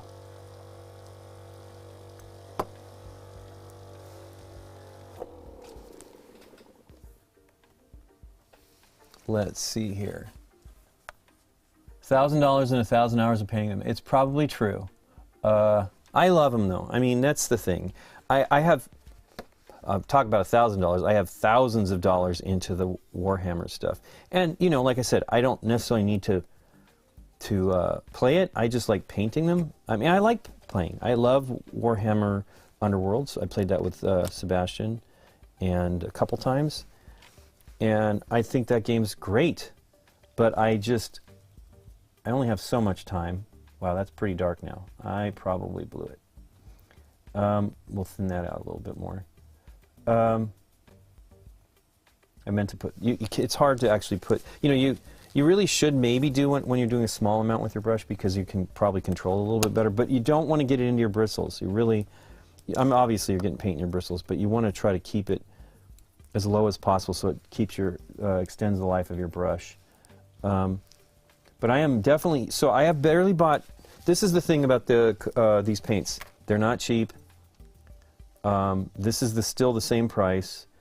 But these paints have lasted me forever. The only colors I have gone through so far have been this color here and this color here. And the reason is I spilled both of them. This one here I still have at least half the bottle, maybe 2/3 of the bottle. But somehow the contrast element, like the pigment, flowed out with it, and it just lost the here you go, this is the paint. And look, there's no pigment on the bottom. So somehow when I spilled it, the bulk of the pigment went out with it. And in this one, it spilled it and it was fine, but I use this color a lot. It was my only yellow, even though look how orange it is. But when you thin it out with the contrast medium, it's quite yellow. It's called Ironed Yellow, but and I use that color a lot. It was literally the only orange I had for the longest time, and now they actually have they have 3 yellows and a real orange, and so they're pretty good. But there's the other ones, the Express paints from Vallejo, which are brand new, and the speed paints from Army Painter. I mean, I want to try them. The store I finally went to go look at them, because they carry Army Painter, they carry Citadel, they carry, I think they carry Vallejo. They didn't have any of that stuff. I've been meaning to go, because it's like you've got to make, it's not close. We do have a store now close to us, but they're just carrying, they're mostly games, but they're also just carrying Citadel. They're just got on it. So I'll go to buy that stuff. I mean, we want them to survive. It's game stores here in LA just don't really make it, at least in our area. The one that was near UCLA when I was down there, I think it was called Games People. No, Games People Play was in Boston.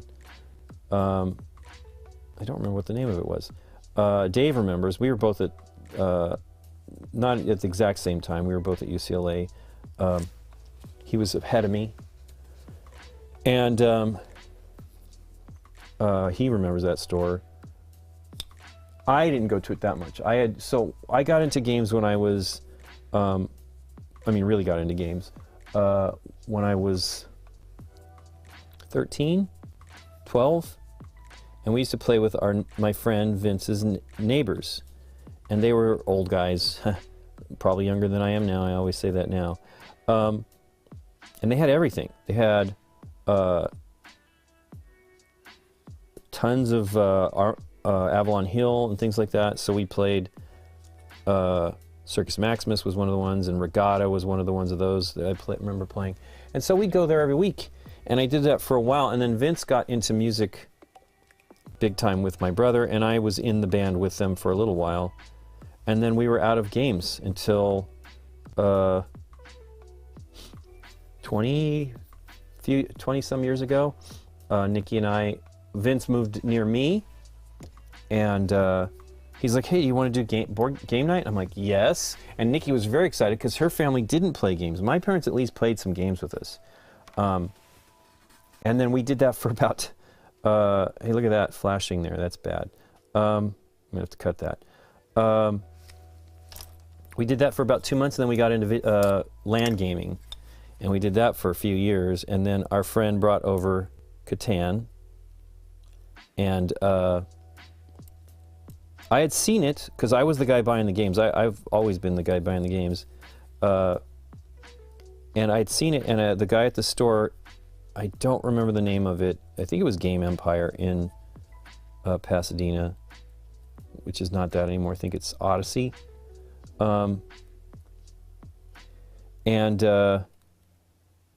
He recommended it to me, and I said, I said the other day I think it was $40, but I think it was $35. I'm like, that's too much. But I did get into, like, we loved Risk and all that. That was one of the things we did play. But I got into Supremacy, which is kind of like a crazy Risk. And so I bought all that. And, you know, that wasn't cheap, and I bought it on eBay. And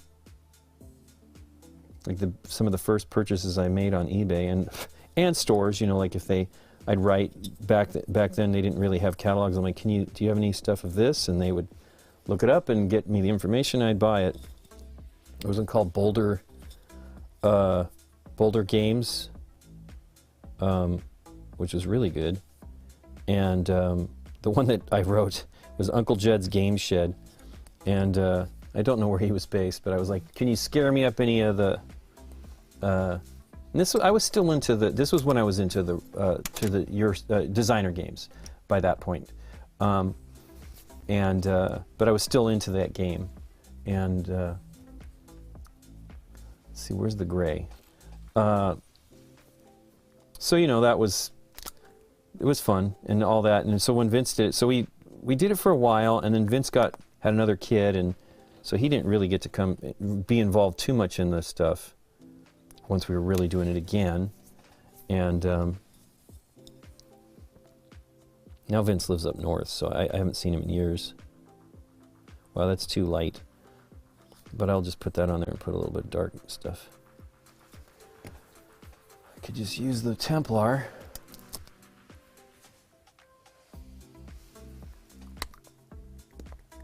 So I do mix standard acrylics and these together some. And that'll do a good job. That looks pretty decent. You won't notice it. Now I'm going to have to wait, because that's a bunch of paint right there that has white in it. Actually, it's the gray though, but it's still, they're kind of chalky. So I have to be patient with it. That face is still pretty pale. I have not played the non-Marvel version, Chris. We have it. So I saw those minis, if that's what you're talking about. I saw them. They had painted ones. The painted ones looked actually okay for $10 more. If you didn't want to paint stuff, it's a pretty great deal. But I've not played it yet. And I would buy the unpainted ones as well. I love painting minis, so it's such a fun hobby. Well, I think he's dry. The face, it's not completely dry. You can see around the eyes. But I'm going to go with this, maybe a little bit darker. But then the rest of him is just red and green. Like the belt, well, not red, but magenta. I think I have a good magenta. Great job there, Lincoln. Voluspa, as I was looking at the same time. Magos purple's pretty good. Now, I might go with this burgundy. I mean, this is a magenta right here, but it's, well, we'll see. Maybe I'll use that one. Doomfire Magenta. I think I've used this for something. I might have used it on Baron Zemo.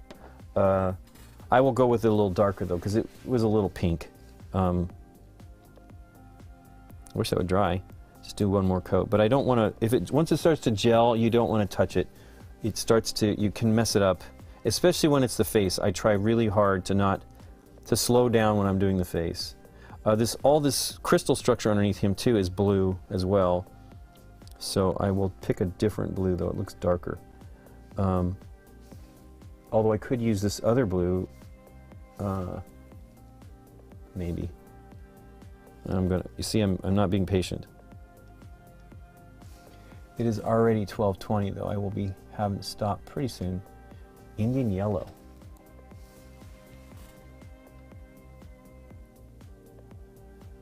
Oh, you meant well. That's nice, Chad. I never was around. I mean, you know, I'm one of those people that does not like to bother folks for fear that, you know, I don't want them to. I don't want to be uncomfortable. They're there and they're trying to be themselves. Very rarely. I've only ever talked to a couple celebrities. Just there, I actually talked to Christoph Waltz because we both flew in on Swiss, and we were the two people standing by the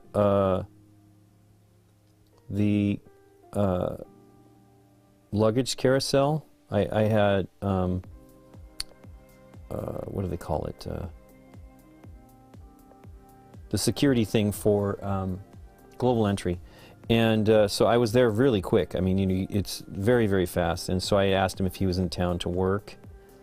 And he said, yeah, he was, I think it was, if I'm recalling correctly, I think it was, he was doing something on Alita, which we enjoyed. One that we did not see in the theater when we should have in 3D. I don't know what to do. I'm not the greatest of, I don't know his movies very well either, so I shouldn't say, but Robert Rodriguez guys, you know. And you know, it was 3D, it was shot in 3D, I believe, and it was James Cameron was producing it and stuff. I should have paid attention to it, but I didn't. I mean, I wanted to. We wanted to. We were going to try to see it. But that was also, you know, you got to see it right away, and it actually lasted a little longer because it was a January, I think, release. 2019, that sounds about right. And, but he was very nice. But I generally don't talk to folks like that, so I wouldn't have never talked to Trey, but what happened was a mutual friend was there, and he had come to the, Trey, it was his first Gen Con. And so I was just like, you know, hey, we got badges, and then we're like, hey, let's go to our booth. And, because they needed badges. It was the con had not started yet, and we were just setting up. And so I'm talking to Trey, he's following me, and I'm like, oh, you know, we were excited because we had changed our branding at BGG, and I showed him my business card, and he's like, you're in LA? I go, yeah, we're based in LA. He's like, really? And so he watched our show, and he, when we actually had some time, when we spent some time with him, he was,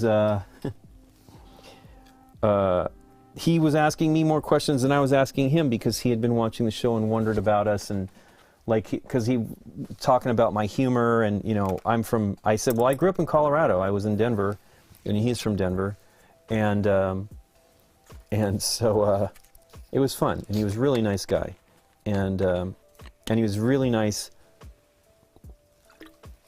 in inviting us to play games. We played at their studio, and it was really fun. Really nice guy. And his crew is really great. They were really fun too.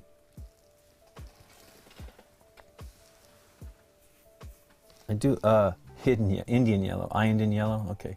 But yeah, I would like to meet Will. I mean, you know, it's just, again, he doesn't. I think maybe he's a germaphobe. I don't remember, and I just don't want to. You know, why would you want to push that? I think I saw him. I think I recall seeing him, but I was not. I just, you know, I don't want to get in the way. I want them to enjoy their life and not have to sweat somebody getting in front, you know, getting in their face. And, you know, some people appreciate it more than others, but I don't, how do I know what that is? And I wouldn't want to bug them. Let's see. Okay, so I'm going to try to use that magenta, I guess. I'll go with this one, Doomfire. So this is a new one. I think that's enough blue for his face. Looks pretty good. Now there's going to be a lot of black in here too, and he has white eyes. I don't think he looks like that in the movie. and Trey was nice. He actually took photos with people and stuff. I didn't even get one. I don't like doing it. I'm so weird about it. I like, you know, I grew up in the music industry, and I think that was my exposure to that, and how uncomfortable some people got with it. I've always been sensitive to it, and it just is like not worth it. Because we're all just people, and you know, they want their lives to lead their lives. Boy, this one is really kind of pink. The funny thing is I ended up doing that green on Quicksilver, and it's kind of a similar green. I don't remember which one I used. I might have used Warp Lightning. Maybe. No, I think I used Zarandras Green. I think I used that, or I might have tried that. Yeah, not Mantis. Might use that, or I might use this. That's the problem. I don't know. And I don't know which one I want to use on this one. I'll probably use this one.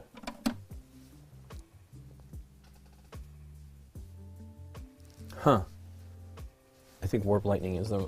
I need to mix these together. I actually just quickly put the new paints in the set, and I actually need to put them together so that I can see, you know, that the colors are next to each other.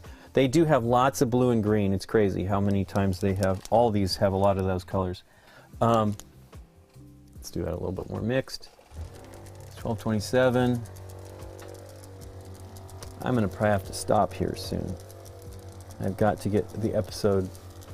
I haven't decided yet what we're going to have out for this week. The one we have queued up is one of the last Dave episodes we have right now. He is up with his mother. He'll be there for another couple weeks at least. And and we need Aaron over too. We have one game with him right now that's in the queue, and I'm going to write him. I actually meant to write him last night.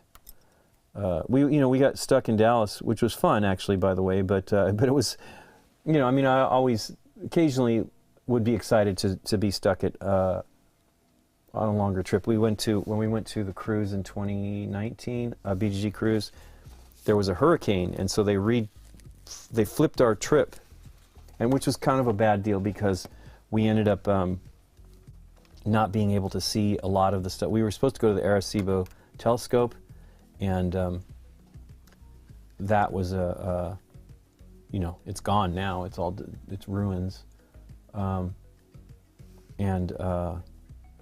We went to Puerto Rico first on that trip, and then back the way we were going, but we skipped all these things we were supposed to do. I think Labadee was the one thing we did. But many people were excited because they were saying we might not be able to go back into Miami or Fort Lauderdale or whatever it is. It was not Fort Lauderdale. I think it was Miami. Anyway, and Scott's like, well, you don't have to. He's my boss. I'm like, I know, but I can't be gone for too long. But people were excited, and Nikki really couldn't, because she has her own jobs, and I think we paid for internet on that cruise because we're like, we have to have it, unfortunately. But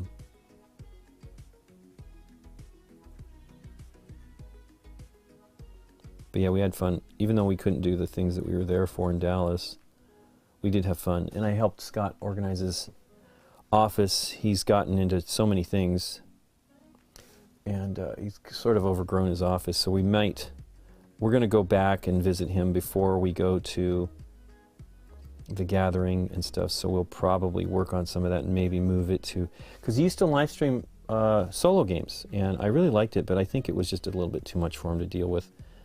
And it's not so much fun to do it by yourself. I don't mind the painting so much.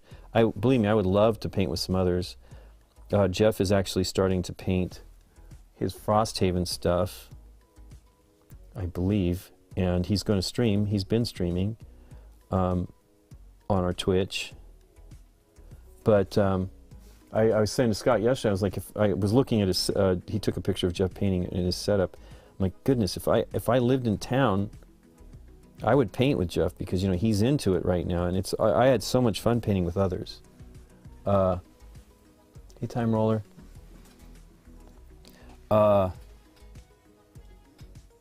We did play Magic Gathering. That's how we got into it. Was one of the things we got into the hobby with. We were actually being asked that by some folks for some stuff that they want us to do. And, but we never got into it like, you know, we never collected. We bought pre-constructed decks. Boy, I couldn't remember that name, what they called that yesterday, or the other day. Pre-constructed decks. And so we have like several sets of those, and we had fun with that. You know, I'm not that, I don't generally go crazy and want to get everything for games. I mean, I have a lot of the, well, Scott was great. He subscribed to all the Arkham horror card game stuff. And so he would always get me one, and then he was like, you know, I'm not going to do that. I'm like, that's okay. I don't have room for all this stuff. I was running out of places to put it all. But, you know, I did all the Arkham Horror 2nd edition, and didn't get the minis, which I do wish I had. Although I saw some pretty decent 3D ones you could 3D print, which I might do. Again, we haven't played it since we played it on the stream. I mean, on the show with, I think it was Rusty and Aaron. Because we did, I think we did Eldritch Horror with Kevin. And see, Kevin's not in town anymore either. He's in Dallas. We actually got to see him. They moved to Dallas at the beginning of 2021, maybe at the end of 2020, I think. And it was a bummer because we really like him and his wife. But it is expensive to own a home here. And so she left. She was working for Warner Brothers. And she left that company and was doing some other stuff. And then they wanted her back, so she's now able to work remotely. I think she might have to come in occasionally, maybe.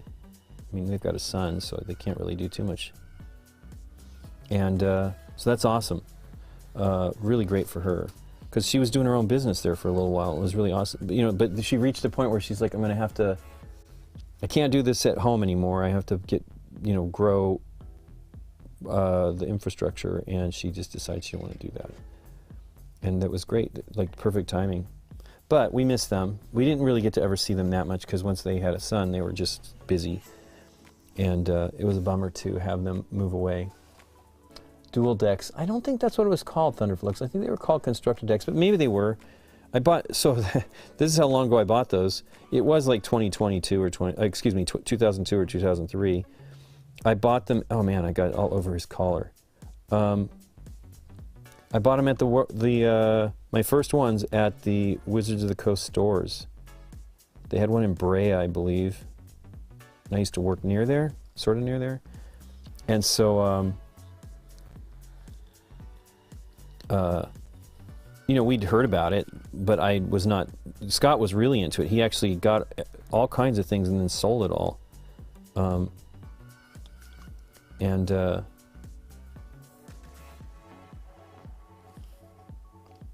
But he loves that. He just hasn't played it, I don't think, really.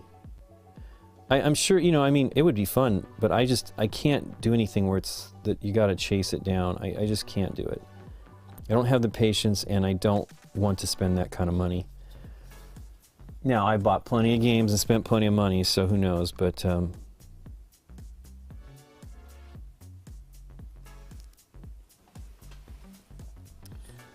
yeah, this is a cool color. They're all, I really, you know, I'm very excited to try some of the Army Painter Speed Paints colors. They're red. They have a red that looks really, I mean, of course, I've only ever seen it on camera, but it looks really nice.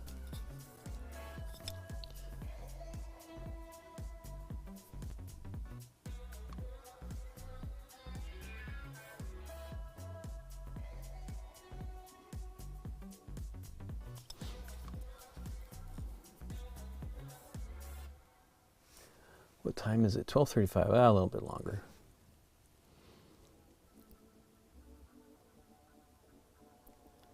Really haven't had the time to paint, because I'll generally paint some of this stuff. Wow, look how much it's in there on that side. I'll paint some of this stuff while I'm, you know, in here or something. And I love to paint on my own time, but I just haven't had the time to do it. I've been away and everything, but I do want to get out. I want to try to basically do a couple minis every week, minimum, because I'm going to catch up for the, supposedly the delivery of the third season of this stuff is March of next year, and they're not doing I've always paid for the split shipment. And that was my mistake. I didn't play the game when I got the first split shipment of the first box, and I really like the game. It's fun. It's not super deep, but it's thematically fun, and what I know of the characters, it feels right, and so it's really great. And so when I finally played it, I was like, oh man, I really wish. And that was when the Kickstarter was going for this X-Men. And I went all in. I was only going to do Apocalypse. No, was that what it was? Maybe. And the whatever to get the like $100 back, because you get a lot of minis for $100 if you go in, and the campaign does really well. And this time it was nearly $5 million.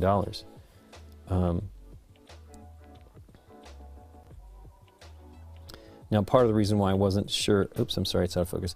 Part of the reason why,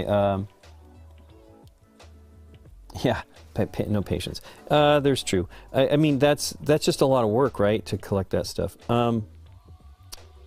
Anyway, once we tried it, I was like, oh goodness, I want to get it all, and getting a little bit. See, this is where I like to paint his face first, and I've kind of messed it up a little bit, but I'm gonna overflow the red a little bit to kind of cover up my sloppiness. It's very hard, and this is a very small ledge.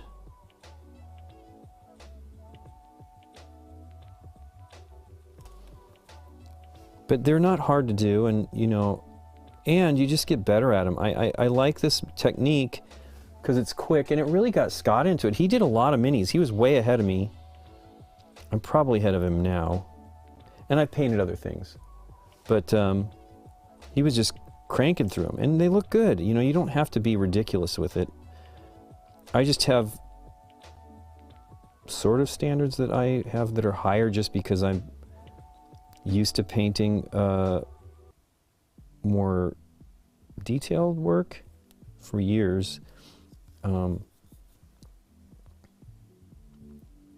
It's funny though, I've told this, but when I got into the Warhammer stuff, this was 2000, I went away. My grandfather was ill and we went to go visit. And then he passed away while we were there, and then when we get back, they're all into Warhammer, which they had done before. And they got into it again, and so I'm like, I can't do that, guys. And then I just got addicted to the sculpts. I really like the sculpts. And I like the game, but I've never played it like that much. And I'm way more into the skirmish kind of thing instead of the big battles now. That's why I like Warhammer Underworld and, wow, that's really bad. That's why I like Warhammer Underworld and Kill Team, even though I've never played Kill Team. So I don't know if you saw that, but I got a little bit on his face, and then I got it wet and then pulled it off. And it looks pretty good. So you don't have to, probably could be a little bit more careful about it. But I like the smaller, now of course this is gigantic, right? This is as big as anything I've ever done, or bigger than, although I have the minis, I have tons of minis, but I just never completely got carried away on the painting a full army. The fullest army I've ever done, I did the Eldar. What happened was I got into it, my friend Alf, we always joked about the Alf fire sale, and he was done with Eldar. They're now called the Eldari. And so he sold me a bunch of those, and then I was able to, because I bought this was 3rd edition time, I bought like the boxes for reasonable prices, and there was a bunch of Dark Eldar, and that was Nikki's thing. She was like, she thought those were fun, and so I was painting those for her. I should have made her paint them. And so I painted a bunch of Eldar and a bunch of Dark Eldar, now called Drukhari. And that was the extent of like big stuff. Now I have full on, I got into Black Templar, and I don't even really know the lore. I kind of want to get into that stuff more. But I never really fully did that army, and I have a bunch of Sisters of Battle now called Adepta Astarte. No, I keep saying that. It's Adepta Sororitas or Sororitas or whatever. And I love those minis. I think they're great. I think the Black Templar stuff is cool, and they, my patience has been rewarded. They have a full-on Black Templar thing again.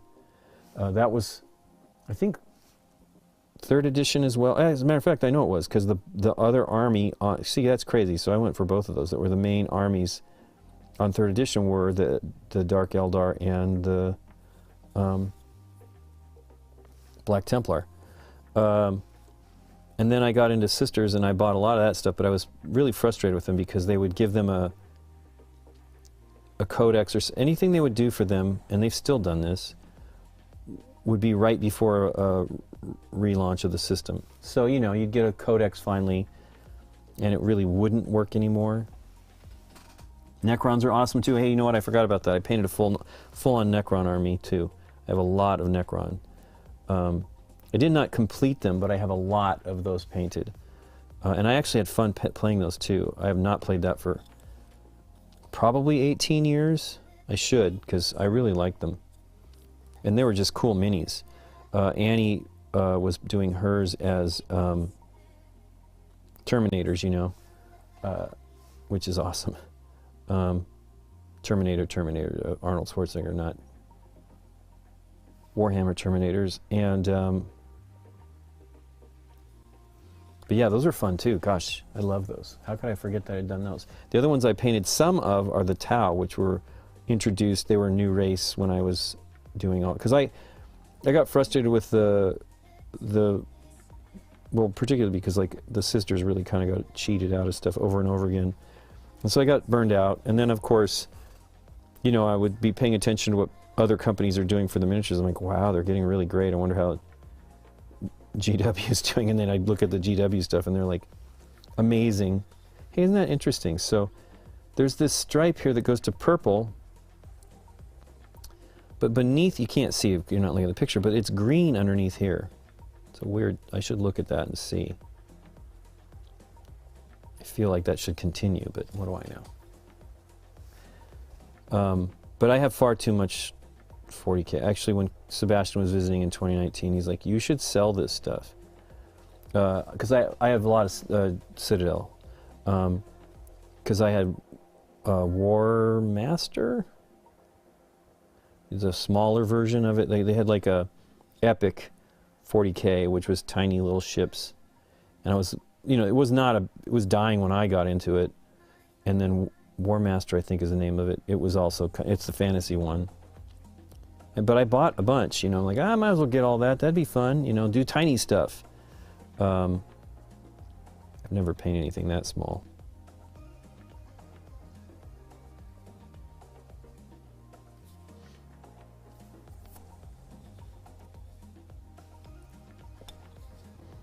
He's got fully painted red gloves too here.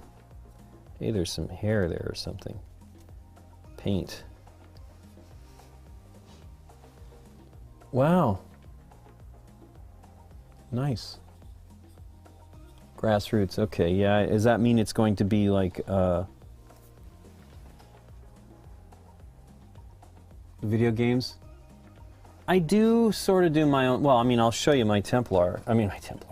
My Eldar. This is just me doing purple, green, and gold. I thought that would look great. This is no shading, very early. And I could fix these, I could go in and do some stuff on these now. I have a lot of them painted like this. I just did my own craft world. I have no idea. I'm not crazy lore guy, even though hilariously I've become a big theme guy. Well, not big, pretty big. Aaron's the real big theme guy. And I didn't really know them, but I just was like, oh, you know what, I want to do my own thing. I didn't really want to do, wow, there's really some stuff on there.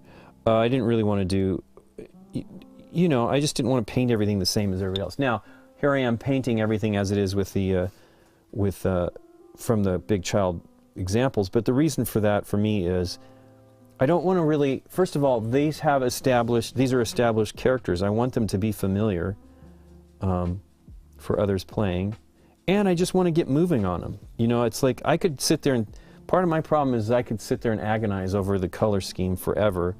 I'm amazed I actually made the decision on those Eldar as quickly as I did, because I just, it's like, oh, I really want to get this right. And part of the thing is they're not cheap, but it's not that terribly expensive to just get a little squad of something and just go for it. And I'll tell you, this is what I love about Warhammer Underworlds. It's, there are 1, 2, 3, 4, 5, 6, 7, 8. So there's 4. I have 2 sets of these orcs that I'm going to paint both of them for Scott and myself. And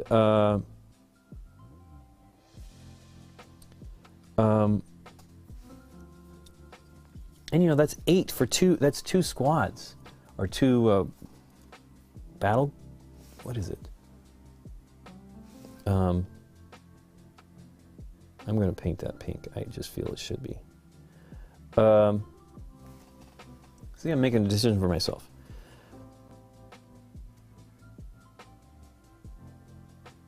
But yeah, it's very manageable, like small groups of stuff, and I just feel that that's the same thing here. I'm only doing, each one of these is one character. I don't need to have any other ones to actually be ready to play it. And so, you could obviously play these without painting them, but I think painting them is really what is going to make it fun. We had a really good time playing it on the show. We're probably going to do it again. We're going to do the X-Men when I painted those specifically, and we just didn't have Aaron over, and he's busy trying to write a book or books, and I don't like to bother him, but we are going to try to get him to come over for a live stream next week. We have not had Aaron on a live stream in ages. I'm out of paint. That looks pretty good, though. I am sad a little bit about that. A little bit too much purple over the edge there. Now I could fix that. I could put a little bit of gray and then paint the blue on it, and I might do that, but I don't know. I don't know that it's necessary. Hey, Mom Gamer. Of my paint station, well, I'll zoom out a little bit. I actually probably should wrap it up, but I'll show what I've got going on here. It's a little messy because I've thrown so much stuff over here lately, but I have a bunch of, it's called Mischief Maker on Etsy, a guy in Texas. I'm going to just pull them into the shot because I can't really, the camera's mounted up above. So I have this mat. This is just a silicone mat that's got these ridges. Citadel makes this one. I don't think it was too expensive. I maybe spent 15 or 20. I don't know what it was. There are other choices. As a matter of fact, I should have had it out here. BGG has one now that has a little cup. That's a silicone cup that pops up. It's thin. It's peach colored, which I do not know why we got peach, but it still will be good to paint it. I have, a bunch of brushes here. I have this, I can't really get it in the shot. Dang it. I have the Vortex mixer. The cable is so short. Let me see if I can zoom out a little bit more. Vortex mixer is great. This one was $70. There you go. It is the Vortex mixer. And then there are cheaper ones out there, and there are ones, these are from like mixing test tubes. And one day, oh, I'm sorry, I'm going for it already. Anyway, and then these are the paint racks from Mischief Maker. And what's really great about these is this is the second rack, meaning this nests inside of another rack. Now, I'm using old school, these are old school, some of them, actually I think I've decanted all of the real GW ones, but these are all made by the same people that HMG Paints that used to do the stuff, and maybe doing the stuff again for Citadel. I really loved, their paints were good, but I really loved the French ones. The main set, let's pull this one out. Now this has got my Pro Acryl. Let me do this one, although it's a little lighter, that's why I'm going for it. Now the problem is I didn't glue this one, and I'll tell you now, I have to take it apart and glue it, because I thought, oh, you don't have to glue these things, and I'm like, wow, it's fragile. So this is the main one, and you know, you can see the colors. These are like $35 or something like that.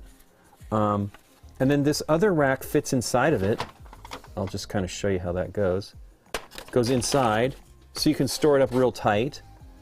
And then there's 2 more racks, little tiny racks that hold 9 paints. Let me see here. I've got one right here that's not filled.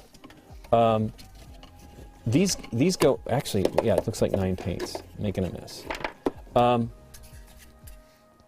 So these go, 2 more of these go inside. So this rack holds 96 paints. It's crazy. Not all of them can be that expansive. The Vallejo ones hold like 72, because I believe it only has 2 levels of racks. You know, they're taller. So it has the main one, and then I actually have, here's the Vallejo. This is me thinking, I'm going to get into the Vallejo and the Army Painter racks. So it has 2 smaller racks. Oh, wait, do I have one? Where are those at? They're somewhere. Oh, they're right here. Because I have some Vallejo stuff. So these go inside like this. They're great. They're all around 30. Now look at that. That's too tall. Why would that be that way? Oh, you know what? Some of these are not. Oh no. Maybe it's not Vallejo. Wow, these are supposed to go inside there. They don't. I haven't tried that yet. Weird. I wonder what he designed these for. I mean, these are definitely Vallejo. Maybe you can't nest these. But the nesting part is really great. Jeff, his kit that he bought is a full-on thing that goes, it boxes up into a cube about this big and this deep and, you know, about this tall. I mean, you can't see about that tall. It's pretty big, but not really big. And it has just tons of stuff for paint. As a matter of fact, I can maybe show you that picture. Scott sent me a picture of Jeff painting. It's amazing. I wished he'd told me about it, because it was prior. He bought it before I bought all these. I actually searched and searched. Now, I don't know. First of all, it's actually, you know what, those might be for not Vallejo. They might be for, no, that was Army Painter I was doing in there. But yeah, Scott took this picture the other day, and it's great. The setup is awesome. Let's see here. Here we go. So Jeff, this is Jeff's streaming setup. Let me see if I can clean the screen a little bit. We're gonna load. So yeah, this one is all condensed, right? You can, all these pieces all fold into each other. It's got like these stuff for light here. It's really nice. But he's using Army Painter. Maybe I can't really zoom it here. That is as big as it gets. Let me zoom in a little bit more with the camera. But yeah, you can see I have a cutting board beneath, a cutting mat beneath my my painting mat, just to have like area.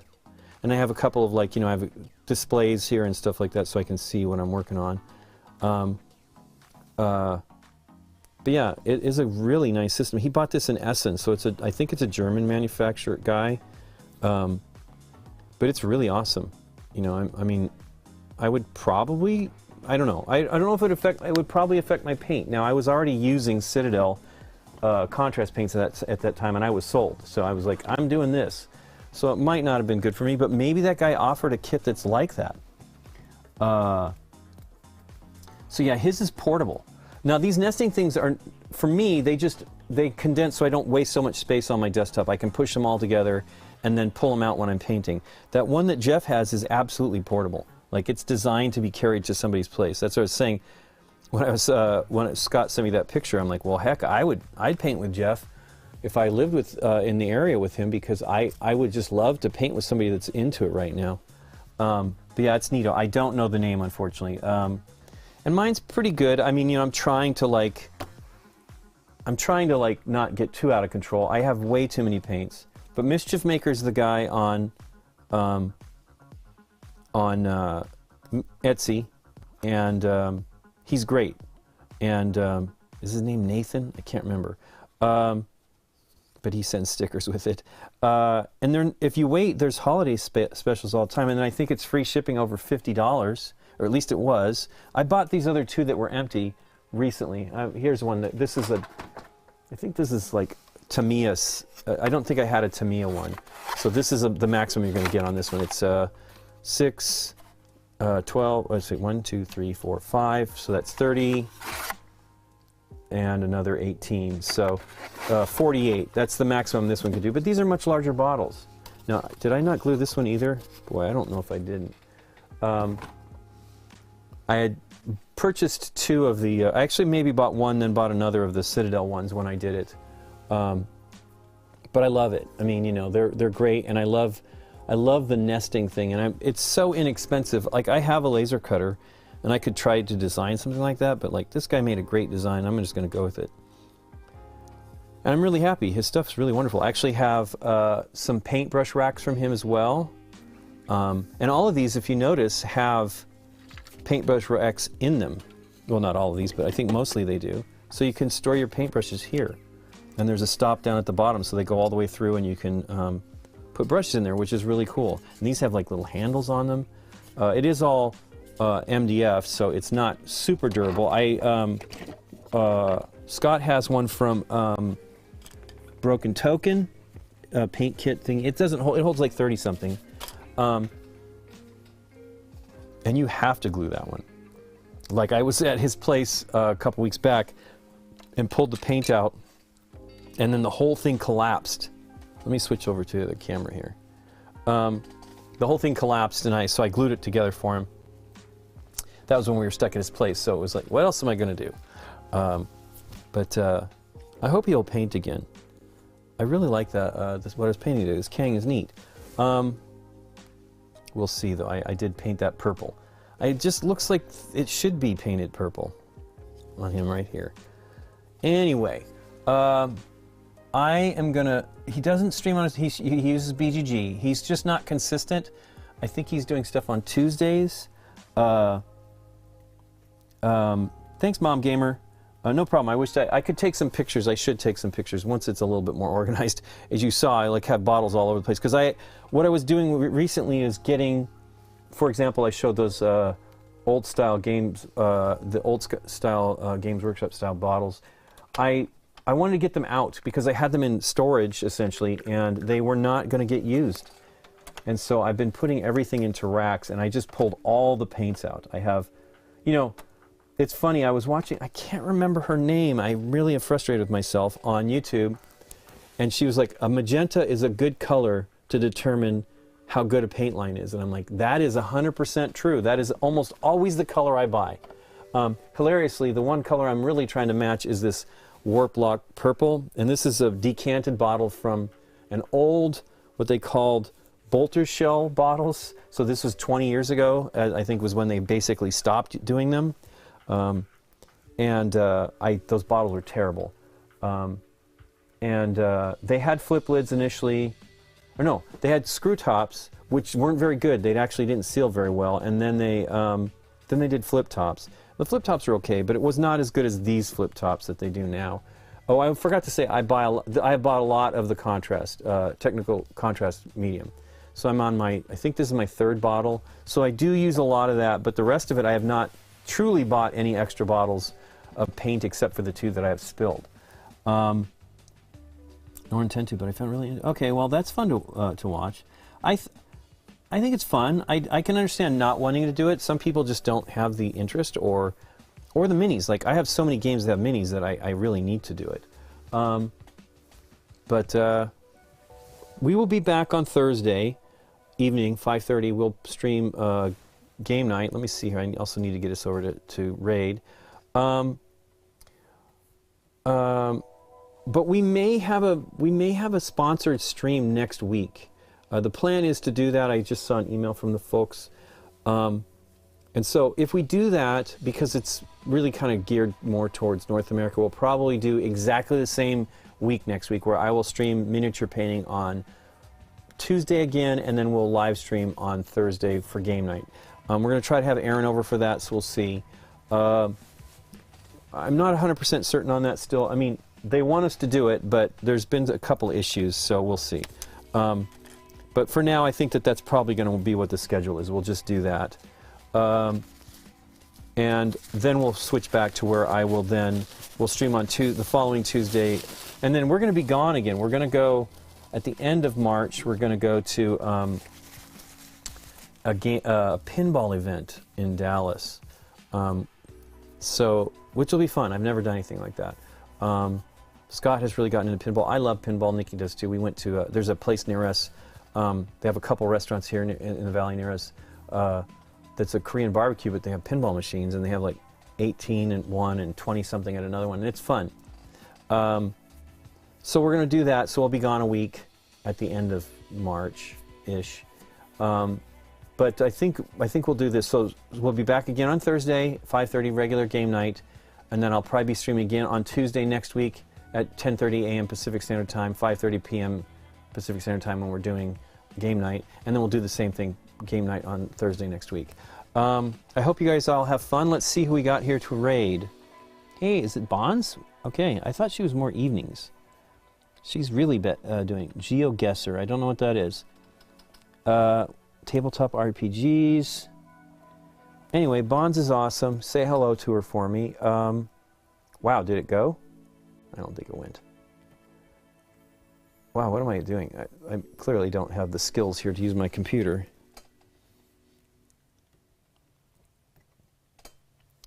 I don't know what she's doing. Say hello to Bonzinator for me.